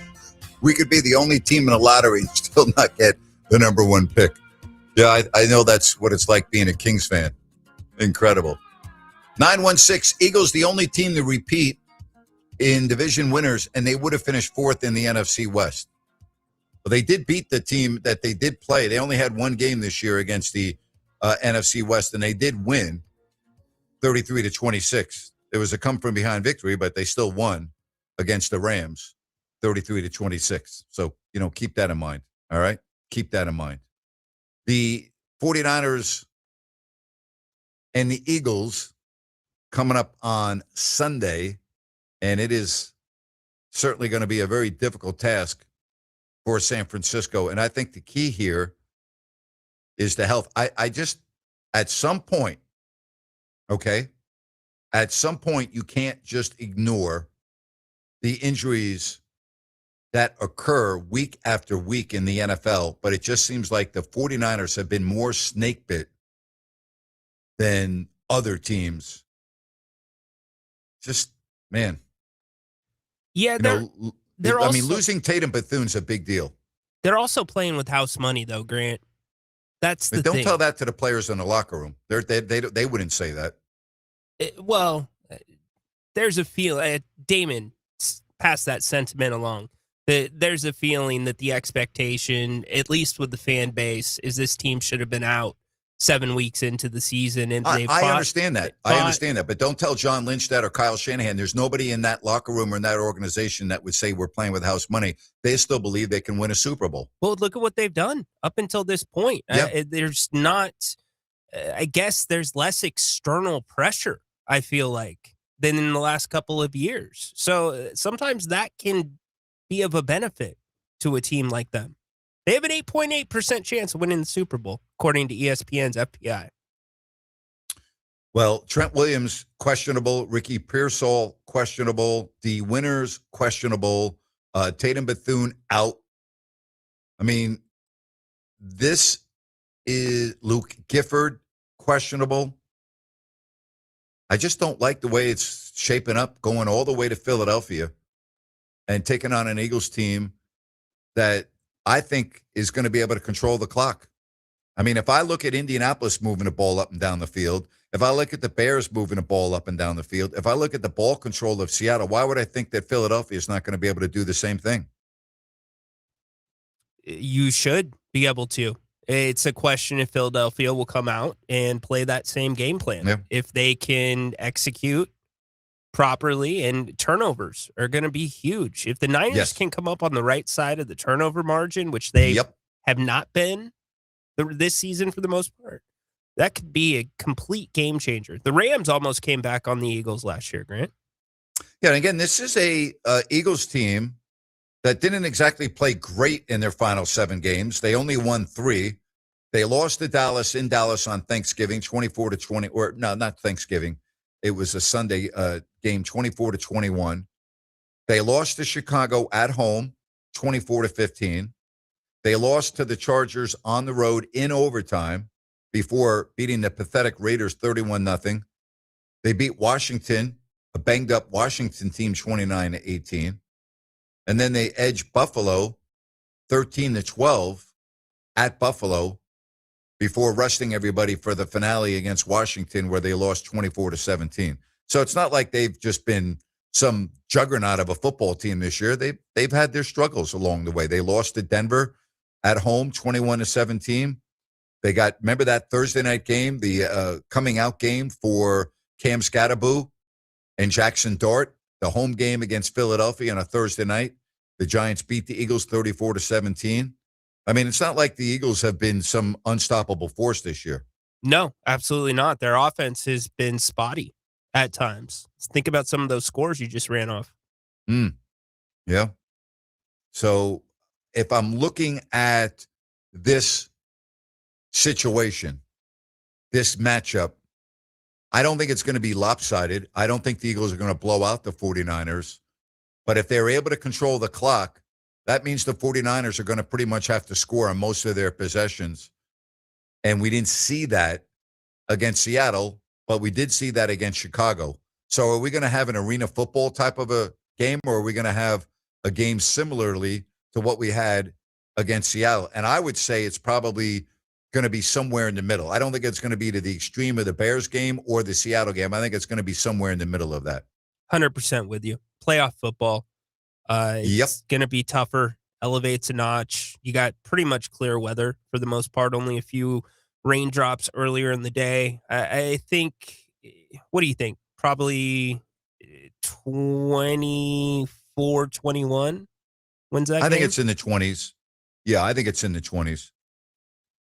I don't think it's going to be a game that we had against Seattle. Neither defense, I don't see. Both offenses are better. Philly's defense is good, but they're not Seattle good.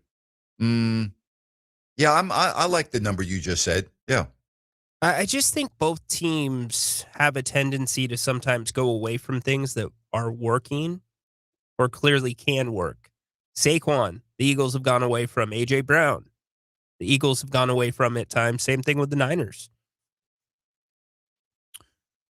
I just think you do not want to play from behind in this game. And if I'm San Francisco, I want the ball first. Yeah. I need to try to simmer that crowd down. Yep. I know that if I'm going to win this game, Brock Purdy's got to be sensational. Give me the ball first. Let me put some points on the board on the first drive and see if we can just kind of simmer things down a little bit. Well said. Normally, you like to kick off. I would be very leery if I'm the 49ers to have Philadelphia score on the opening drive. I don't want to play from behind in this game. I want the ball first. Give me the ball first. Let me dictate the tempo of this game. Bingo. And you also don't want Philadelphia to drive the ball down the field for 8 minutes on the opening possession, whether they get points or not out of it. I want to move on to this 858. Grant, I could not believe Snoop Dogg called the second half of the Clippers and Warriors game and also interviewed Steph and Kawhi Leonard live. That's embarrassing for the NBA. What a joke. I don't want anything to do with it. I think it is a joke. I think it's just ridiculous what has gone on with sports and sportscasting and the coverage of games in our society. I'm not into gimmicks. I'm not into bells and whistles. I want the game. I know I'm older. I know I think differently than a younger generation and a lot of those that like it. It's not for me. I don't want it. I don't want to listen to it. I don't want to watch it. It turns me off. I know a lot of people disagree with me, but that's how I feel. Did you watch the game, Ryan? I did not, but I caught the moments that the 858's talking about. And my counter would be, what did you expect?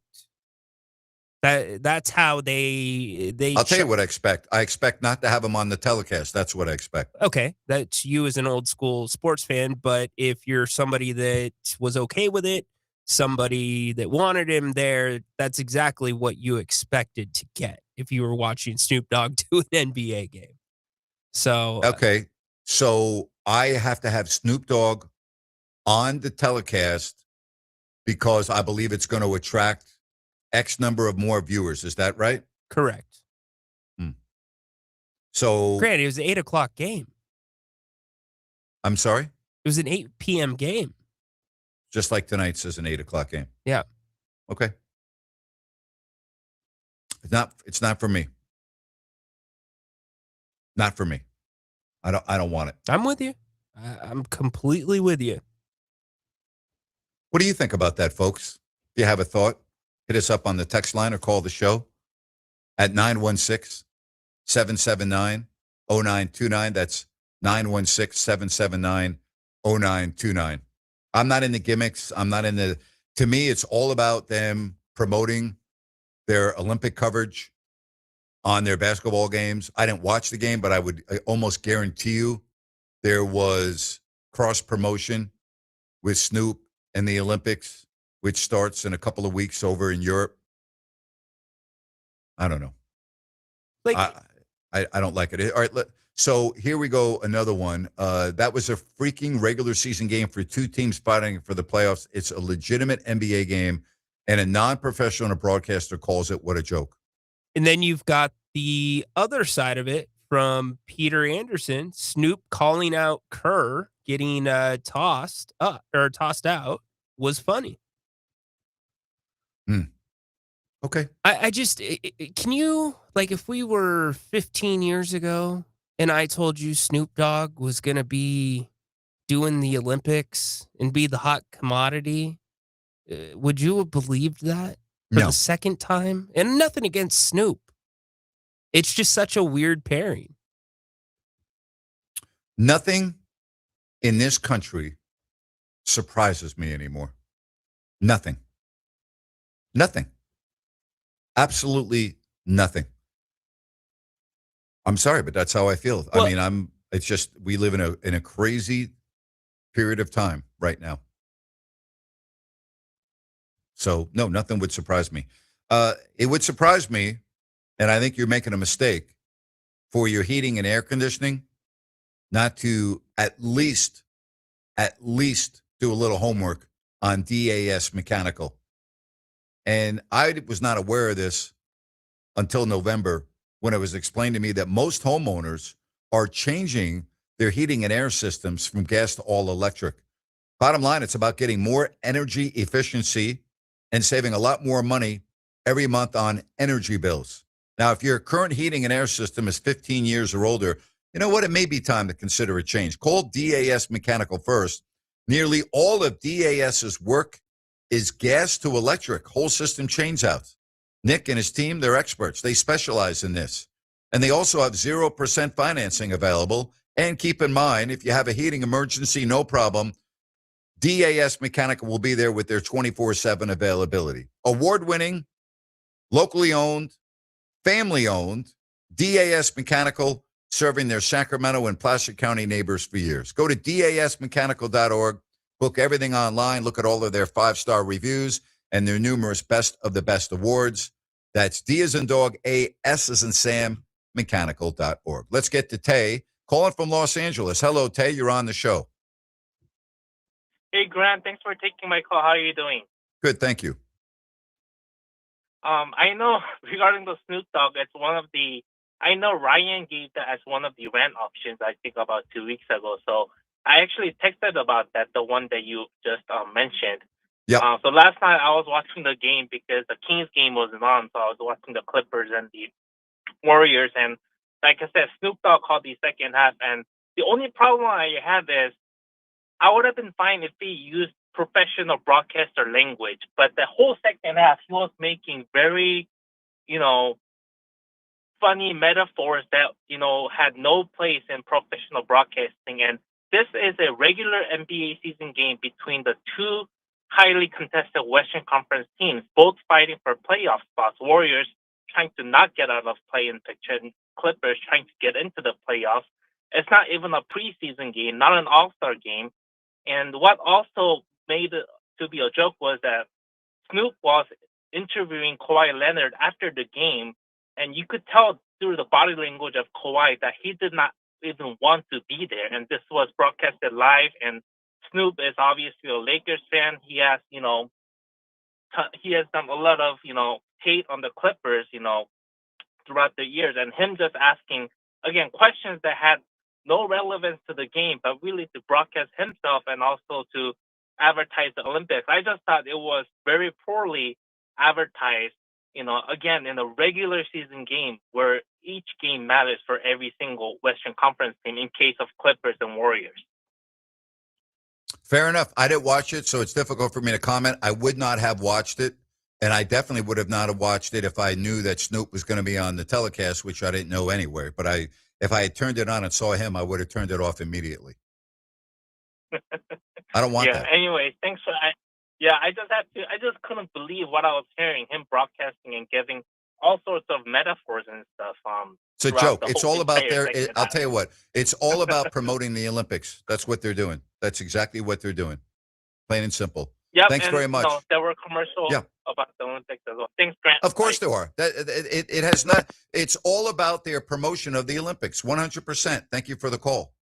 I got to chime in for my guy. Yeah, go ahead, Ryan. Yeah, I got to chime in for my guy Kawhi. That's just his personality. He got water sprayed on him after a 55-point game, and he was upset. So. Yeah, but it was tongue in cheek upset. He wasn't like really upset. Right. He wasn't like, Kawhi's just Kawhi. He's very dry. Yeah, but I mean, he was upset, but it was not a real upset. It was like, that's my personality. It's tongue in cheek. I love you guys. Yeah. But you have to pay for my new hair too, or whatever. Exactly. Yes. Right. Yeah. Yeah. I'm with you. From the 916 regarding Kawhi, has he ever looked happy during an interview ever? Even the game winner in Toronto, he was annoyed. No, he doesn't. That's his personality. It's like, does Bill Belichick ever look happy when you saw him on the sidelines or in interviews? Did he ever look happy there? Right? I mean, did Tom Landry ever look happy when he was coaching the Dallas Cowboys to Super Bowls? Did he ever look happy on the sidelines if you were from that era? Did Vince Lombardi ever look happy? Sometimes he did, actually. How about Bill Parcells? You ever see Bill Parcells look happy on the sidelines? Ever? Yeah, when he had Gatorade thrown over his head after the Giants beat Washington in the NFC Championship game to advance to their first Super Bowl, he looked pretty happy. But no. I'm going to be happy because I've got Grant's Rant coming up in a couple of moments.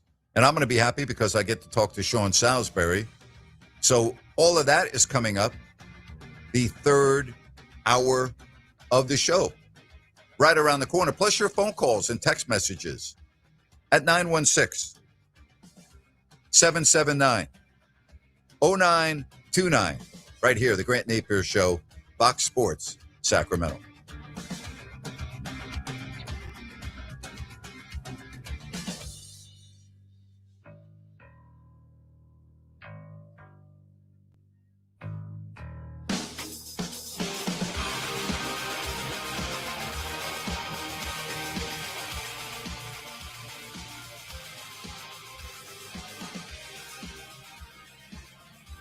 Are your lights flickering more than a disco ball? Tired of your office coffee maker and server room fighting over that one working outlet?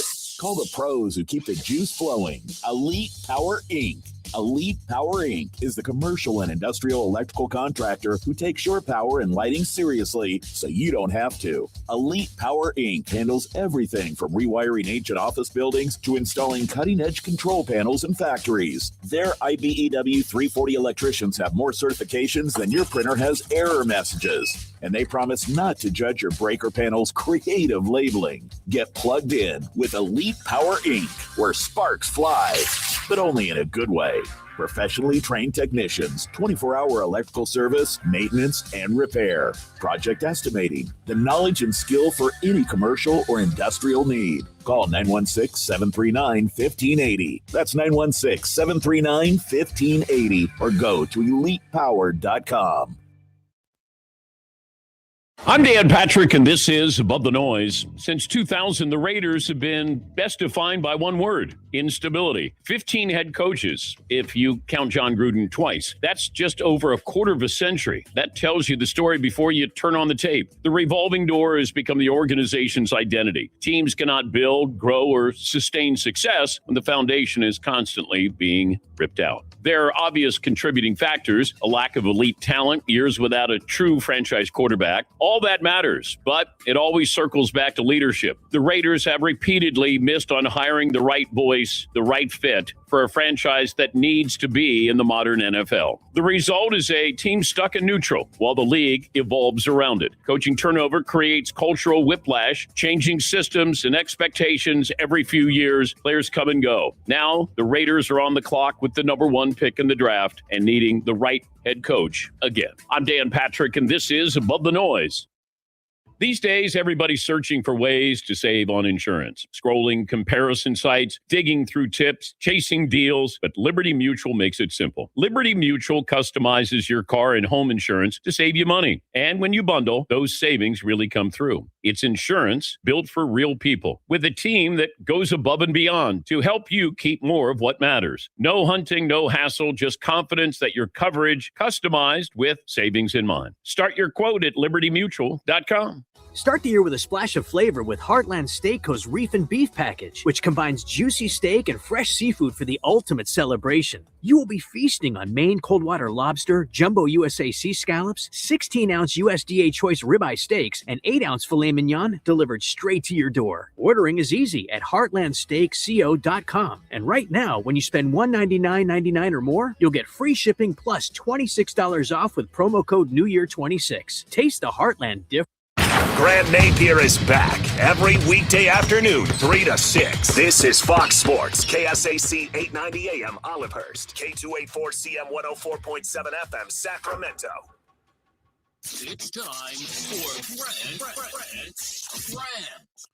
Yeah, we've had a couple of messages today about something that never happened before in the National Football League. I doubt it would happen on any level of football in America, regardless of where we're talking about peewee football, whether we're talking about junior high school, college, whatever the case may be. A defensive coach in Aaron Glenn, the New York Jets coming off a dismal, pathetic season, and you go through 17 games without an interception. Like, you know how hard it is to be in the National Football League? 17 games, whether it's even 5 games, 10 games, 15 games, 17 games, and no interceptions for the New York Jets? How does that happen? What a pathetic year for Aaron Glenn. And you know how I always talk about talk is cheap, right? We talked about the Kings training camp and how great everything looked and how great everything sounded. I'm like, stop. I'm like, that's going on in every single training camp around the NBA right now. Same thing with the New York Jets. Things are going to be different.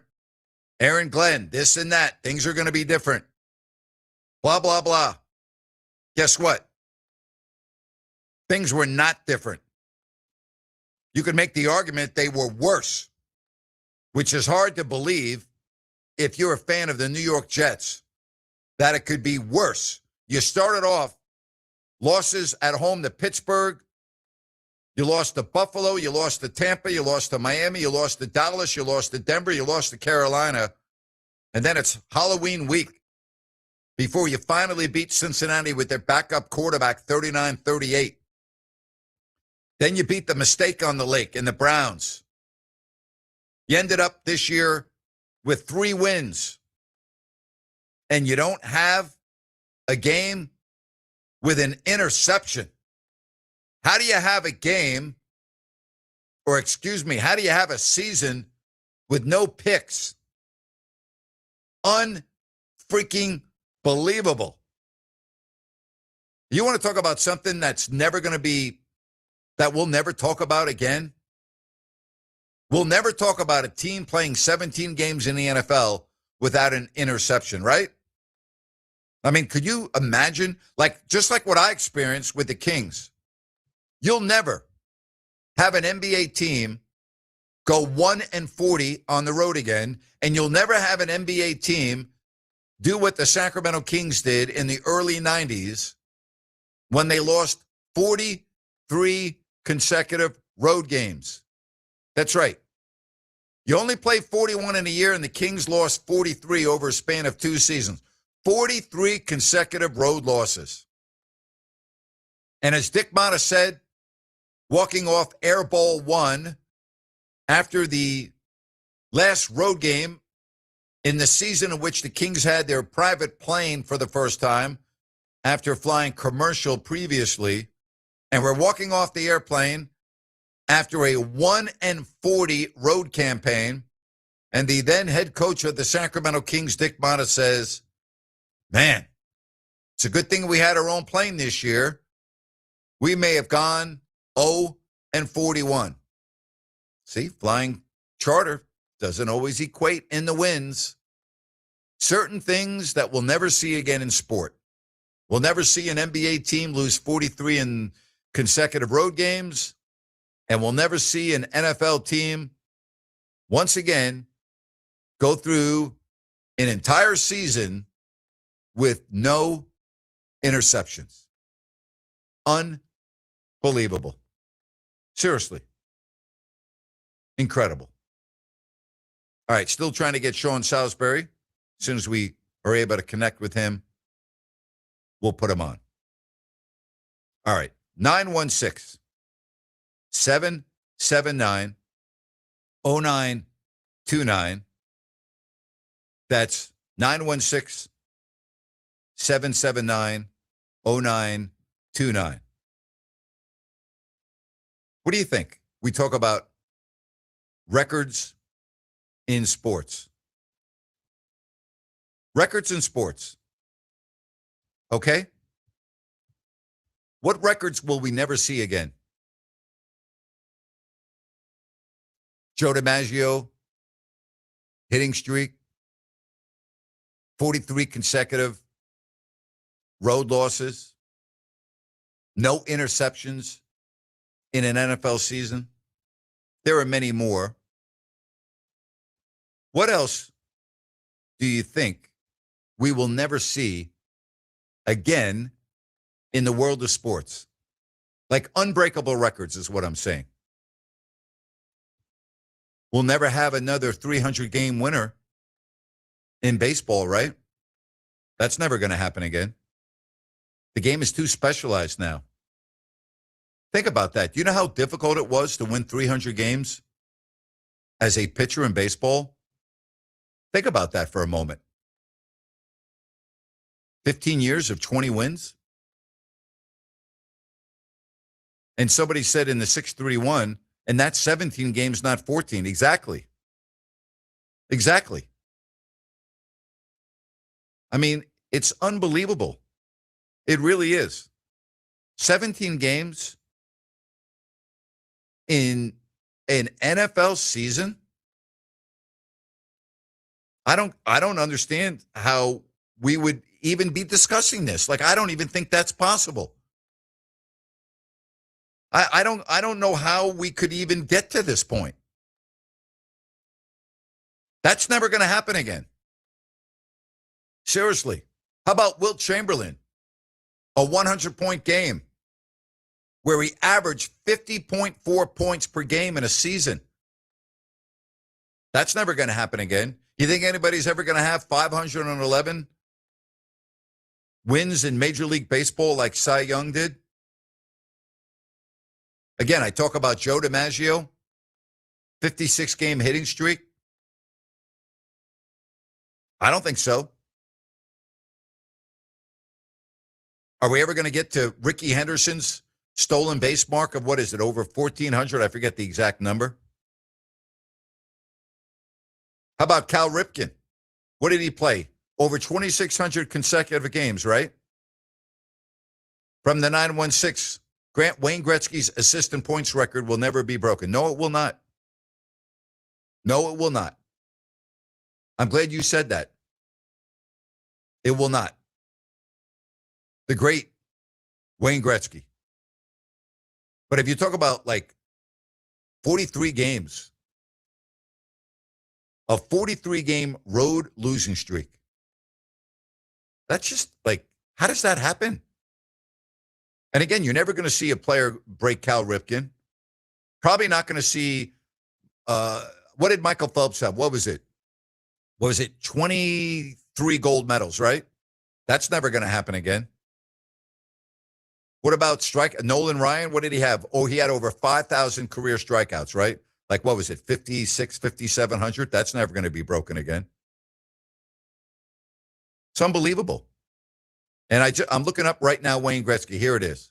2,857 career points with 1,963 career assists. You're absolutely right. That's never going to be broken. Let's get to Lynn. Hello, Lynn. Grant, Happy New Year. Happy New Year, Lynn. Good to have you on the show. You got my one with the swimming and Olympics, but I got another one for you. Yep. How about Rafael Nadal wins at the French Open? I don't think nobody will ever get close to that number. And even his total clay wins, I don't think anybody will ever get at the close French to those Open two and what, records he did. Rafi did it. Roland Garros, I would agree with you. I don't think that's going to be surpassed. And what he did on clay too, everywhere else, his clay wins is just insane. How many wins he had in clay? Yeah, he's the best. He's the best clay court player of all time. There's no question about that. Yeah. All right, that was it. And the other one was the Michael Phelps that you got in swimming. All right, see you, Grant. Thank you, buddy. All right. That's it. Michael Phelps. Think about that. Okay? Think about that. Is there anyone that's going to get that many gold medals? Think about it. I would say no. No way. Whoops, sorry about that.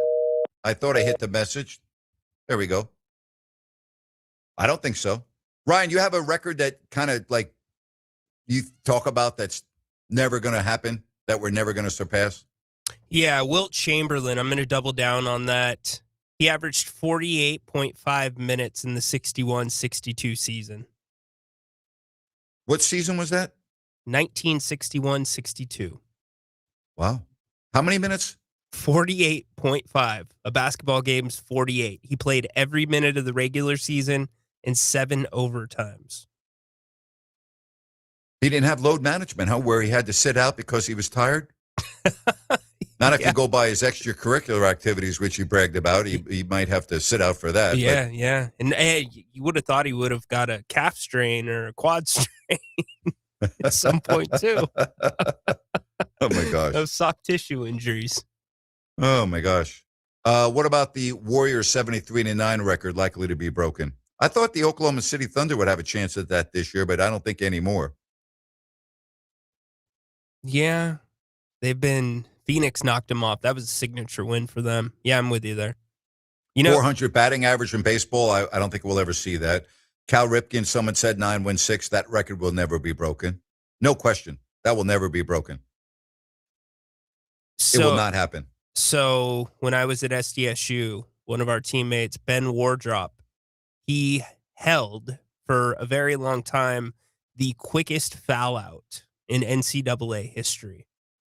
It was just under 3 minutes. 5 fouls. Was he in there just to intentionally foul a certain individual on the other team? No. He was at first, and then they just let him go. It was towards we had some injury issues. But Bubba Wells from Grand Canyon University now owns that record at 2 minutes and 43 seconds. Wow. All right, so I want to throw this out. 916-779-0929. The records that will live in infamy, that will never be broken.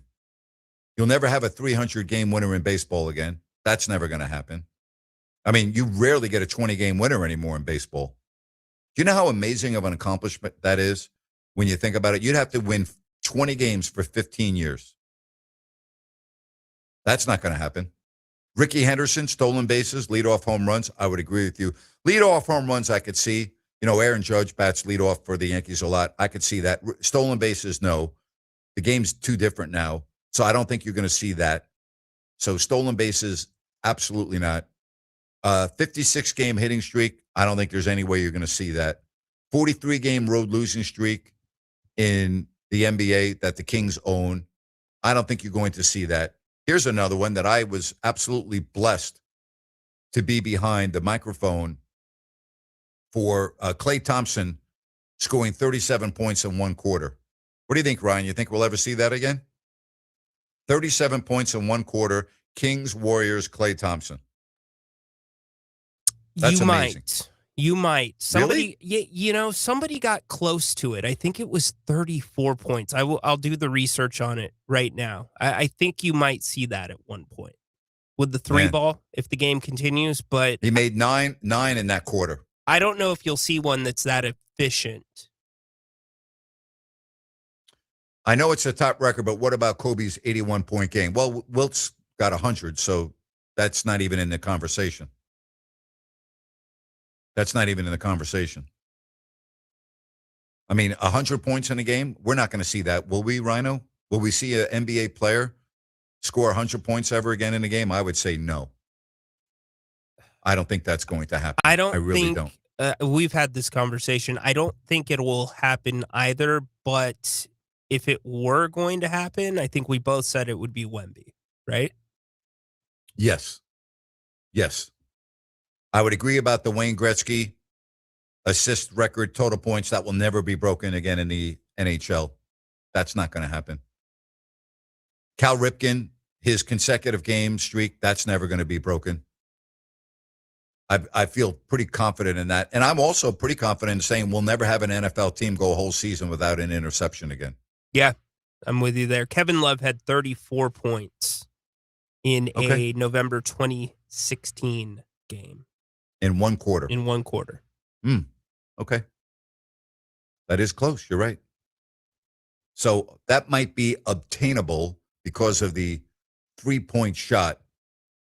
You know, most players go their entire career without ever scoring 37 points in a game, and Klay Thompson was able to do that in one quarter. Isn't that just – and I was, again, so blessed to be announcing that game. And, you know, when you announce games, you don't really know what's going to happen. That's the beauty of your job. It's all spontaneous. And you're not even aware of what might happen when you're halfway through the quarter. You're just like, well, the guy's hot. I mean, I see guys get hot all the time. Yeah. And then when you're with like 3 minutes left and you go to that final timeout of the quarter, you begin to understand the historical aspect of what is going on in front of you. And you just get more revved up and you're so up into the moment. And I don't normally talk about myself. You know this, right? Yeah. Like I don't like talking about what I've done. And one of the most gratifying things of my career was all of the compliments I got from the Warrior fans about how I called that quarter. And that meant a lot to me, that they just thought I did an outstanding job bringing in the excitement and the moment, even though the individual was on the other team. So I always wanted to say thank you to the Warrior fans for that, because that is on YouTube. If you go look at Klay Thompson's 37-point quarter on YouTube, they actually have a version of me and Jerry calling the game. And I go back and watch it from time to time because it brings back great memories for me. Was there a point where, and I know you never forget you're on a broadcast, but you're seeing that through the lens of a fan, like this is greatness? 100%, because during the quarter, the timeout, I looked at my phone real quickly, and there were social media messages on Twitter from the NBA and others saying, you need to go tune in to the Kings-Warriors game. What's going on is unbelievable. Like that was like, I glanced at my phone for like 30 seconds and that was all over social media. And I was like, wow, like the magnitude of what could happen. And the final 3 minutes of that quarter was something I'll never forget. Incredible. It was unbelievable. It really was. Power of sports. Yep. Tell you what else is unbelievable, how great Nick Delancey is at DAS Mechanical, because their 5-star reviews are not an accident. Their numerous best of the best awards, not an accident. Their level of expertise is unbelievable. It really is. It's top shelf. They're family owned and operated. Talking about HVAC, your heating and air conditioning system. That's right. Heating and air conditioning, retrofit and service specialist. That's what they do at DAS Mechanical. They also do new systems, ideal for homeowners, businesses, for commercial maintenance. If you need financing, they've got you covered. Options including 0% interest for 18 months. Go to dasmechanical.org, D as in dog, A, S as in Sam, mechanical.org, and you can check out all of their 5-star reviews and their numerous best of the best awards. And just schedule everything online. It's so easy. All right. And they're going to walk you through every step of the process. There aren't going to be any surprises. You're not going to be like, well, gee, I didn't know that. No. They are going to make sure you understand everything that they're doing to your HVAC system, all of your options, what their recommendations are. They are awesome. That's D as in dog, A, S as in Sam, mechanical.org for all of your HVAC retrofit and service needs. Don't forget, 916-779-0929. Keep the messages coming along. Phone calls as well right here on Fox Sports Sacramento. We are Fox Sports.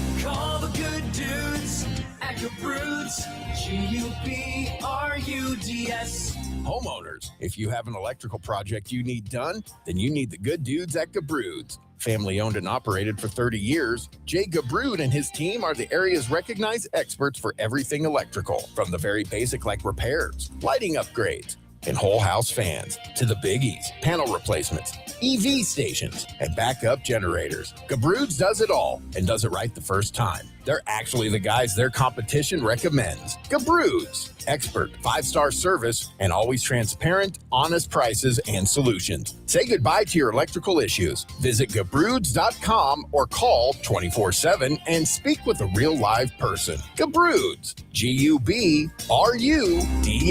Call the good dudes at Gabroods, Gubruds, Gabroods.com.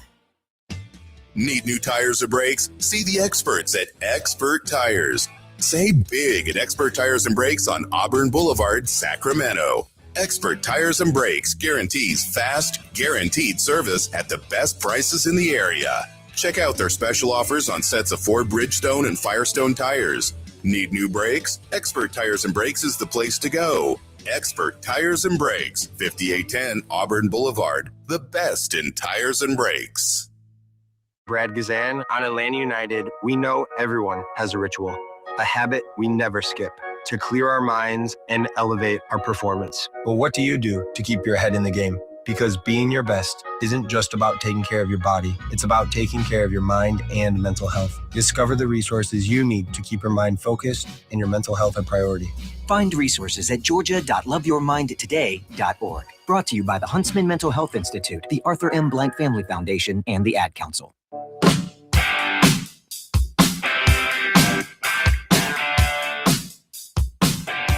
You know, it's interesting to talk about why we watch sports, right? And people always ask me, like, what's the thing that I miss the most about calling live games? And I always have a very simple response. I miss the big moments. I miss the record-breaking moments, things that have never happened before, such as a player scoring 37 points in a quarter, because you walk into an arena, the Warriors were really good, the Kings were really bad. The game really doesn't have that much relevance for the Kings. It's a game. You know, it's not like they're going to the playoffs. And then you realize that you just announced greatness. You know, you could go to an A's game in Sacramento against the Miami Marlins or a bad team that might be in town for a series. And you go to a weekday game and maybe it's hot and maybe there aren't a lot of people there. And you end up watching a no-hitter or a perfect game. And you'll remember that forever. And that's the beauty of sport, because even if it's two bad teams playing, you don't know if you're going to see something that ends up being historic. And that's something that I miss. And I miss the big moments. And I always talk about this profession because I talk to a lot of aspiring broadcasters, and they always ask me for advice and tips. And I'm very happy to, share my wisdom of decades of announcing live sporting events, whether it's hockey or basketball or football. I've been blessed to do all three. And you have to hit home runs on the big moments. Because if I announce an NBA game and it's 48 minutes or 53 minutes, or in some cases longer if it goes to more than one overtime, nobody really wants to talk about the call that you made in the first quarter or the second quarter. They want to talk about your game-winning call, the moment, right? The big moment in the game, which normally happens at the end, that you can't forecast. And you don't know what's going to happen before the ball is inbounded. You don't know if somebody's going to make a great shot. You don't know if somebody's going to make a tremendous steal and then heave up the ball from half court and win a buzzer beater. I saw a lot of messages on social media because it was the anniversary of Nemanja Bjelica's three-pointer in Houston from way outside, and then the post-game press conference where he actually cursed a little bit, and that was replayed a lot, and I had forgotten about that. And what stands out to me is I received 2 messages after the game from NBA referees that weren't working that game, but were watching a game. And it was the end of a road trip for Sacramento. And while the ball was in the air, I said, Bielitsa, to go home happy, meaning the end of a road trip, you'll be really happy to go home if that goes in. And it went in, and it was a great scene. Again, I didn't think about saying that. It just happened.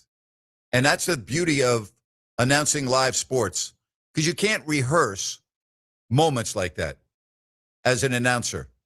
You can't rehearse them because you don't know when they're going to occur. And they're all different. And they all have different significance.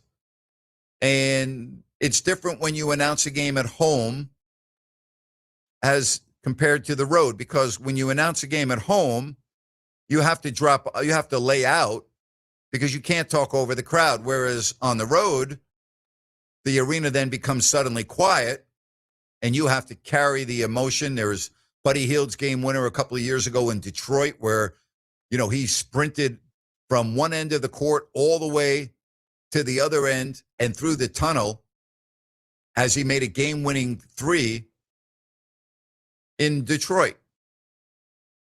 And had that been a home game, I wouldn't have been able to say anything, but because it was on the road, I was able to do the whole thing. So it's different. All of that is different, and those are the moments that I miss. I miss the big moments. I miss the game-winning shots. I miss the big plays, the Tyreek Evans shot from beyond half court against Memphis, where Dante Green is running onto the court because he knew the ball was going to be going in. Like those moments, like the 35-point comeback in Chicago. And I'll tell you, to this day, I think it's the best telecast that we ever did. And I thought Jerry gets an A+++ for his commentary in that game. Because when the Kings were down 35, I said to Jerry Reynolds, I go, what's Paul Westphal saying to his team right now, Jerry? He's saying, guys, don't worry about the score. Don't even look at the scoreboard. There's no score right now. Don't even look at it. Just go out and play. And when Paul Westphal did the post-game press conference, he said, well, what did you say to your guys when you were down 35? I said, guys, don't look at the scoreboard. Don't worry about the score. Just go out and play. And I just thought, wow, Jerry hit that right on the head. And then the Kings started to make that comeback, and Tyreek Evans in his rookie year, and Ime Udoka made a couple of big threes. And there were, some other players but Tyreek Evans was incredible. And at the end of the game, when the Kings finished off the amazing 35-point comeback, when they were down 35 halfway through the third, I said, somehow, some way, the Sacramento Kings find a way to win here in Chicago. And that's played over and over again. So, those are the moments that I miss. Those are, the moments in my profession that you live for, that you never know are going to happen when you walk into a gym or an arena. You just don't know. Hockey is unlike any other sport because in hockey, you honestly don't have any time. I was announcing a Sharks game against the LA Kings, and all of a sudden, Yari Curry comes down on a breakaway because the Sharks mishandled the puck coming out of their zone. And so you have literally less than a second to comprehend what just happened and put your signature energy onto the call. You can't rehearse that. You can't practice that. That's just it just happens. So I love talking about records because as an announcer, the greatest thrill is to be a part of those records, such as what we saw with Klay Thompson and his 37 points in the third quarter. Otis in Sacramento, you're next here. Hello, Otis. Hey, Grant, how are you today? Thank you. So I'm calling about the John Harbaugh release. Yep, go ahead. Can you hear me? I don't know. Yep, I hear you loud and clear. Okay. Go ahead. Good. So I just saw a thing come across also. He got released in, or whatever. I don't know if he quit or they fired him, but They fired him. there's 7 teams. Okay. So, but every team reached out to his agent within 45 minutes. So, what's your take? Where is he going? I mean, are you kidding me? Every team wants him. Well, I could see him going to the Giants because they have a franchise-looking young quarterback in Jackson Dart. So I know that they are interviewing Kevin Stefanski this week, but I could see Harbaugh moving right up to the top of the list. I could too. That's exactly the first team that jumped at me because he's got Jackson Dart. I mean, he lives in that the northeast area, right? So I mean, I'm thinking that's a perfect fit for him, right? Yeah, I don't think it matters the region of the country. I don't think it matters whether it's the Northeast or the Southwest or that's not a factor. I don't think that has anything to do with it. He wants to go to a team. Well, I mean, where first of all, if you're going to go to a team, you want a franchise type of quarterback, and I think most people feel that Jackson Dart's going to be that player. Yeah. So, any word on why? I mean, they moved on. Obviously, I mean, they wanted to change. He'd been there like 18 years, and they felt that it was type of a change. Well, yeah, okay. But careful what you wish for. I mean, he was productive. I mean, oh wow, that's shocking to me. All right. So, all right. So, thanks, buddy. Appreciate it. Thank you very much. He won't be unemployed for long. Will not be unemployed for long. That's for sure. 916-779-0929. Let's get to Cliff in West Sacramento. Hi, Cliff. Welcome to the show. Yeah, Grant, Happy New Year to all you at the station there. Thank you, Cliff. You too. Let me give you this idea I just came up with about discouraging tanking in the NFL. What if there was a There is no tanking in the NFL. It really doesn't go on, but go ahead. Okay, well, what if there was another mini lottery for the bottom 6 teams where they all got one ping pong ball for. I don't like it. I don't like gimmicks. I hate the lottery. Worst team gets to pick. I know you could say the Raiders tanked this year when they sat down Max Crosby and they sat their tight end Bowers against the Giants. But, you know, the Giants were as bad as the Raiders, and the Giants went in there and won. I don't like gimmicks. I don't like the lottery. I've never been a fan of the lottery. I would like to get rid of it. Okay. Well, thanks, Grant, and Happy New Year. Happy New Year to you, too. Thank you very much. I think the worst team needs to get the first pick in the draft. That's what I think. My prediction on where Harbaugh will coach next year, will he wait a year? I don't think he'll wait a year unless it's a situation where he feels that, well, it's not the right situation. I think, first of all, you need to go to a team that has an up-and-coming young quarterback because you can't win in the NFL without a top-flight quarterback. So I think that would be on the list. So would that be, you know, if you look at the vacancies right now, would that be Arizona? No. Would it be Cleveland? Maybe, but probably not that attractive with ownership there. I wouldn't want to go to Cleveland. If I'm looking at Atlanta, maybe. You know, if you think Penix is that guy. If you're looking at the Giants, Jackson Dart, very attractive. You know, those are just some of the jobs that are open. You know, if you don't, first of all, here's the nice situation if you're John Harbaugh. You're going to be able to wait and take the job that makes the most sense for you. All right? You're going to be able to make a decision that gives you a chance to be competing for another Super Bowl. So he's in a great situation.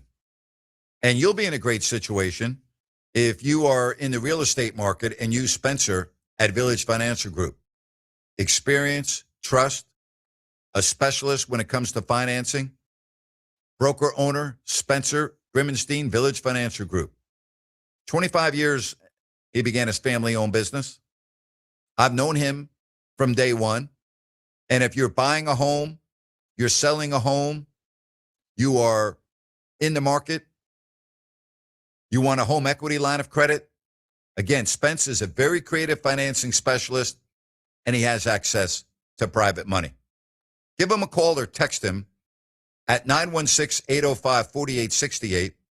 That's 916-805-4868. Now, if you go online, you can check out over 9,000 properties available at vfgloans.com. That's vfgloans.com. It makes sense to call Spence at 916-805-4868. That's 805-4868. Village Financial Group, looking out for your best interest. Final segment. Fox Sports Sacramento next, right here on the Grant Napear Show.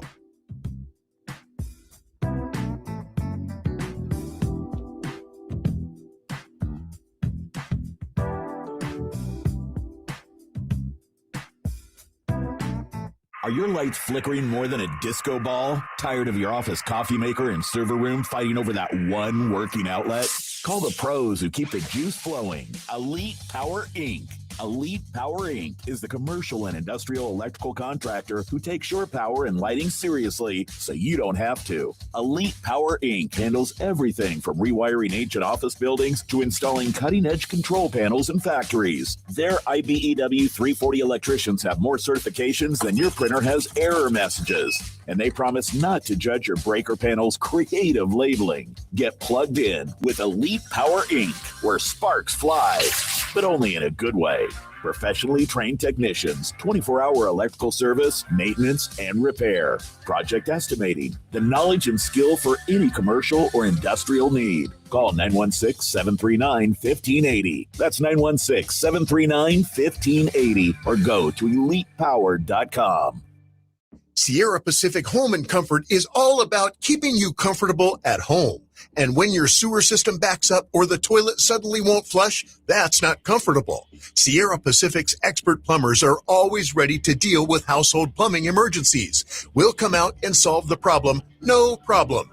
Expert plumbing service anytime at SierraPacificHome.com. Sierra Pacific Solar Heating and Air. The guys in the big red trucks.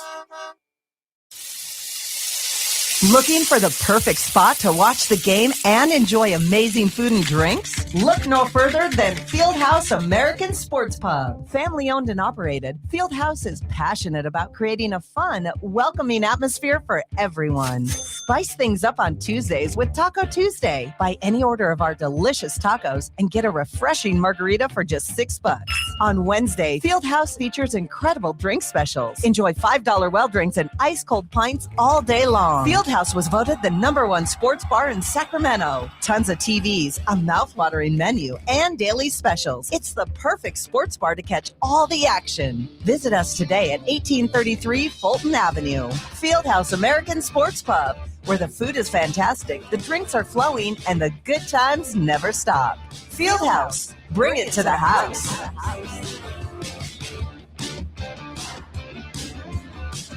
All right, son. Time to put out this campfire. Dad, we learned about this in school. Oh, did you now? Okay. What's first? Smokey Bear said to. First, drown it with a bucket of water, then stir it with a shovel. Wow, you sound just like him. Then he said. If it's still warm, then do it again. Where can I learn all this? It's all on SmokeyBear.com with other wildfire prevention tips. Because only you can prevent wildfires. Brought to you by the USDA Forest Service, your state forester, and the Ad Council.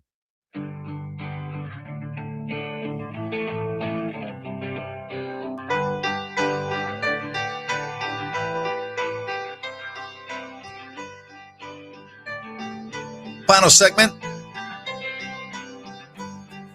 Kings and Mavs tonight. Keegan Murray out several weeks. Do you agree with me when I say this is just a wasted year for him? Unfortunately, it is. Yes. Yeah. I mean, there's an argument that could be made before this latest injury. Yes, you could make that argument. That is correct. And then now what will the rotation look like? That's number one. And number two, are we going to see, like, when are we going to talk about a game where Nick Clifford plays 30 minutes or more? When are we going to get to that point? When Doug Christie decides not to go back to DeMar DeRozan and I'm going to call them the quote-unquote closers. Russell Westbrook. Yeah, that many times dig you into the hole.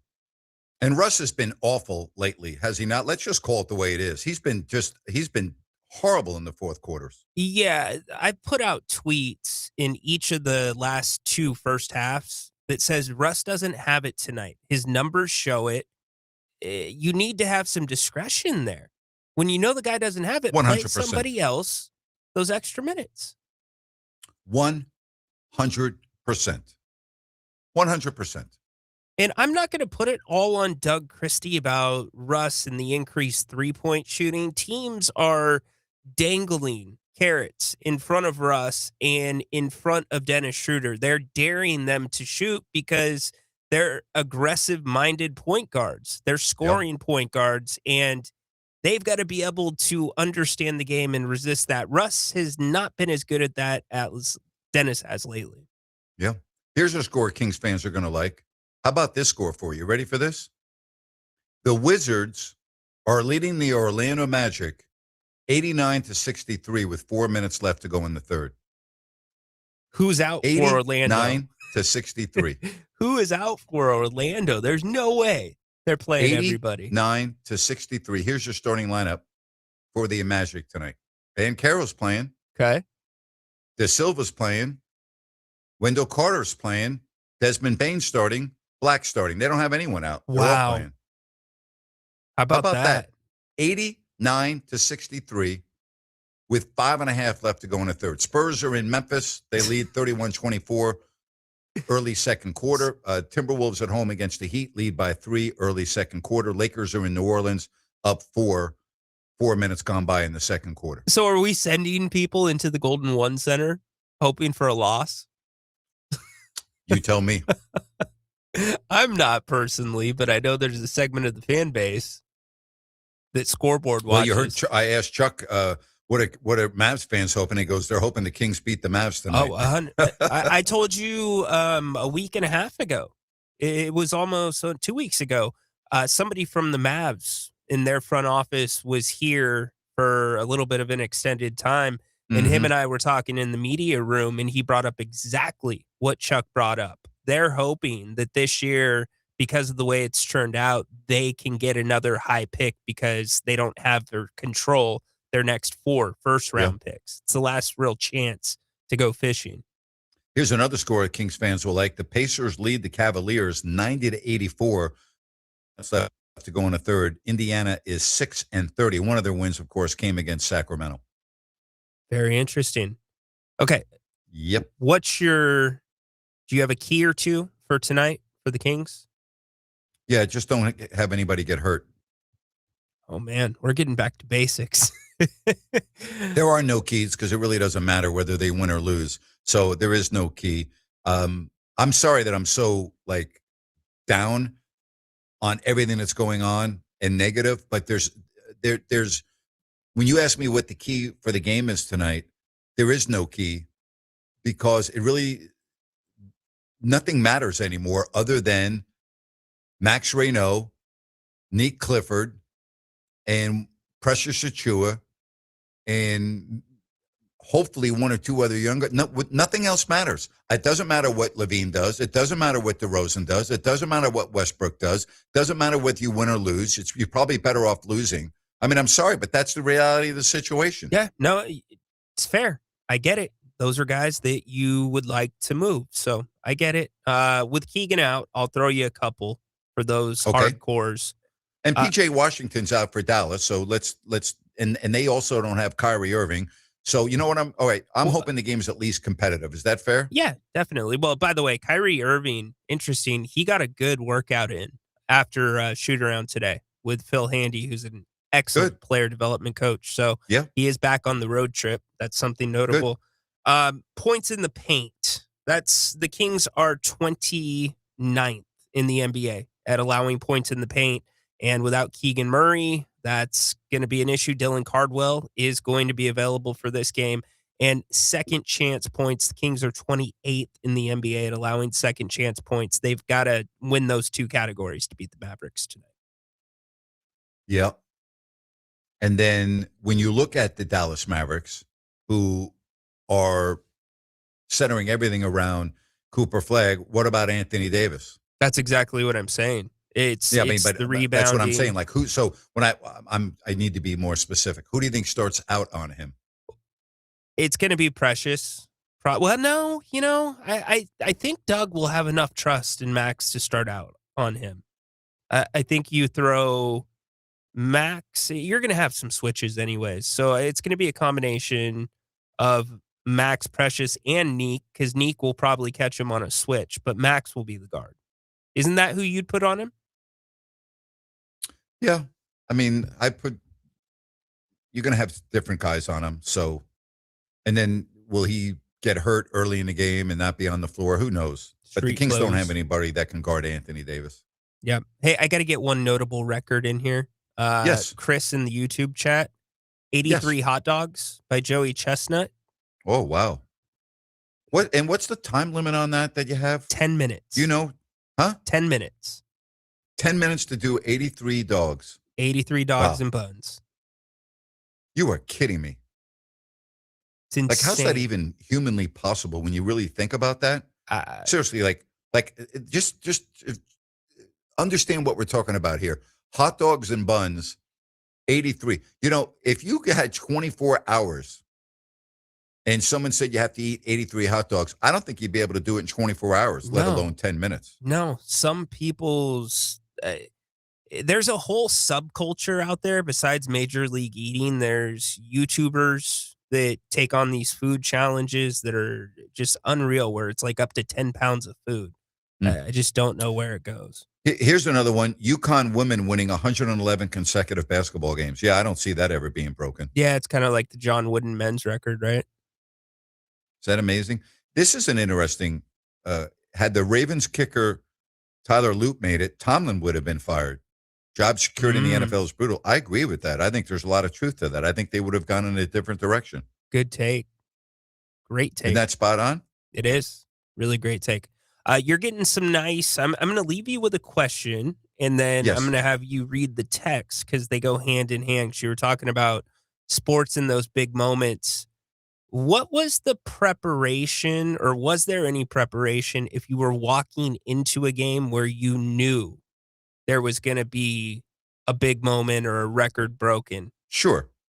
You're prepared for it. You understand that the significance of it, the relevance of it, when it may happen. You need to be aware that if it's a cumulative type of a deal, how many points does that individual have? How many assists? How many rebounds? How many do they need? You have to be aware that now they're 4 away, they're 3 away, 2, whatever. Yes, you absolutely have to have that as your focal point getting ready for the game. Yes, 100%.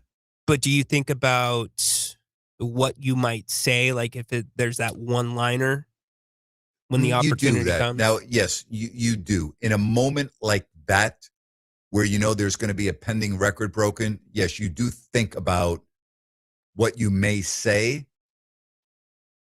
So, yes, would I say it's word for word written down? No, I never did that. Yeah.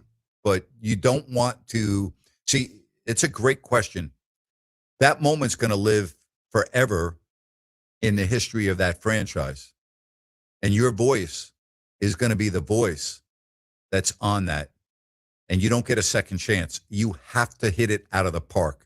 It has to be spot on. It has to be something that you as an announcer are very proud of, but that your fan base is very proud of. And the individual that makes the record, who's going to live with you throughout those moments, is very proud of it as well. So that's a great question. Yes. You cannot mess that up. You just gave me goosebumps when you broke it down to each level and how important. We live in an era where everything now that is said is available for generations to come. Correct? So, like, if 100 years from now, somebody wants to go back and watch a record that still stands, assuming that it does, with 37 points that Klay Thompson scored, that individual can go back and do that, right? Absolutely. Whereas when I announced a great game, let's say in 1988, that may not be available anywhere to go back and look. Now everything's there and will be there and will be available for the history of mankind. So you want to make sure that you hit it out of the park. You do not want to make a mistake. You don't want to flub your words. You don't want to have anything other than the moment symbolized as close as perfection as you can get. And you want it to be authentic too, right? Yes, you don't want it manufactured. You don't want it to sound like it's rehearsed. It all has to be authentic. And that's why I very rarely think about what I'm going to say before I'm saying, you know me, right? I don't have anything written down other than when I read some endorsements. Sometimes I have it written down, but a lot of times I use bullet points. But whenever I do my YouTube shows or do this show, I don't have anything written down in front of me when I host a 3-hour radio show. I didn't have anything written down in front of me when I did a King's telecast. I mean, I have preparation I do where I write notes that are relevant to a player's streak or their achievements or this or that. But like, I don't read verbatim when I'm announcing a game or speaking. That's why I always tell young aspiring broadcasters, learn how to ad lib. I'll tell you, Nico Horning would not have a problem with me saying this. He sent me a couple of sportscasts that he did because he's done everything. He's getting ready to graduate from Syracuse. I've been helping him since he was in high school at Oak Ridge, and he's going to have an amazing career. He's immensely talented. He's improved incredibly from year to year. He's done everything. I'm so proud of him. But he sent me 2 sportscasts that he did on radio. And I sent him, I go, it sounds really good, and I really like it. I go, now do me a favor. I go, write down bullet points and do your sportscast that way instead of the format that you just did, and send it to me. And I want to know if you see the difference, if you feel the difference, because when I have interns that are responsible very often for doing the sports updates on a radio station, they write everything down word for word. And I say to them, I go, hey, if you're going to be doing a sports update, let's say once every 20 minutes, like they do like for instance, WFAN, right? They have a sports update every 20 minutes. Yep. A lot of sports stations. And it's, let's say 1 minute, right? Yeah. Well, there are games that are going on so that every 20 minutes, the update is different. You don't have time to write all of that down. You need to learn how to ad-lib your sportscast. Have the things that you want to talk about. So-and-so got hurt and is going to be out 2 weeks. The score of this game with so-and-so leading all scores with 24 points. But then when you do the sportscast in 20 minutes, that may be 30 points. You don't have time to go back and write all of that down. You've got to follow everything. And then you get into the studio and you've got 60 seconds or 90 seconds or whatever to do a sports update. And you have to ad-lib it. You don't have time to write it all down and read it off a piece of paper. Ad-lib it, because as you're in the middle of doing a sportscast, the score of the game may change. And you have to talk about that because you're giving a sports update. The update has to be concise. It has to be accurate. It has to be for the moment. It can't be in the past tense. It's got to be in the present tense. So ad-lib and just do it that way. Write some bullet points and do it. Don't read word for word. That's what I've always learned. That's what I've always done. Just like right now, okay? I'm going to talk about Village Financial Group. And yeah, I have something I could read, but I don't like reading it. I like talking about somebody I've known for 25 years because there's a trust factor. There is an experience factor. There is that, intimate knowledge of how an individual goes about his job. And so I love talking about Village Financial Group because they've been in business since 2000. And I've known Spencer Grimmenstein since 2000. And when it comes to real estate, maybe you're buying a home in 2026, right? Maybe you're selling a home, whatever the case may be. Or you just need some cash and you're like, I'm going to look into a home equity line of credit. You want someone that is experienced. You want someone you can trust. And hey, when it comes to real estate, if you are a financing specialist, that to me is a real bonus. And that's Spencer because he's really creative. So call or text Spence 916-805-4868. He's fine with you texting him. 916-805-4868. He's awesome. He's going to do a great job for you. Trust me. It makes sense to call Spence. Again, that number, folks, 916-805-4868. Village Financial Group, looking out for your best interest. Thank you so much for your support. Great show today. Really enjoyed that. My thanks to Chuck Cooperstein, the voice of the Mavs. A late show tonight over on YouTube. I don't know if Jerry will be with us. It's way past his bedtime. 8 o'clock start, Kings Mavs. We'll talk about it when it's all done over on YouTube and X. For Rhino in Sacktown, Grant Napear saying so long, everybody, and thanks for listening to Fox Sports Sacramento.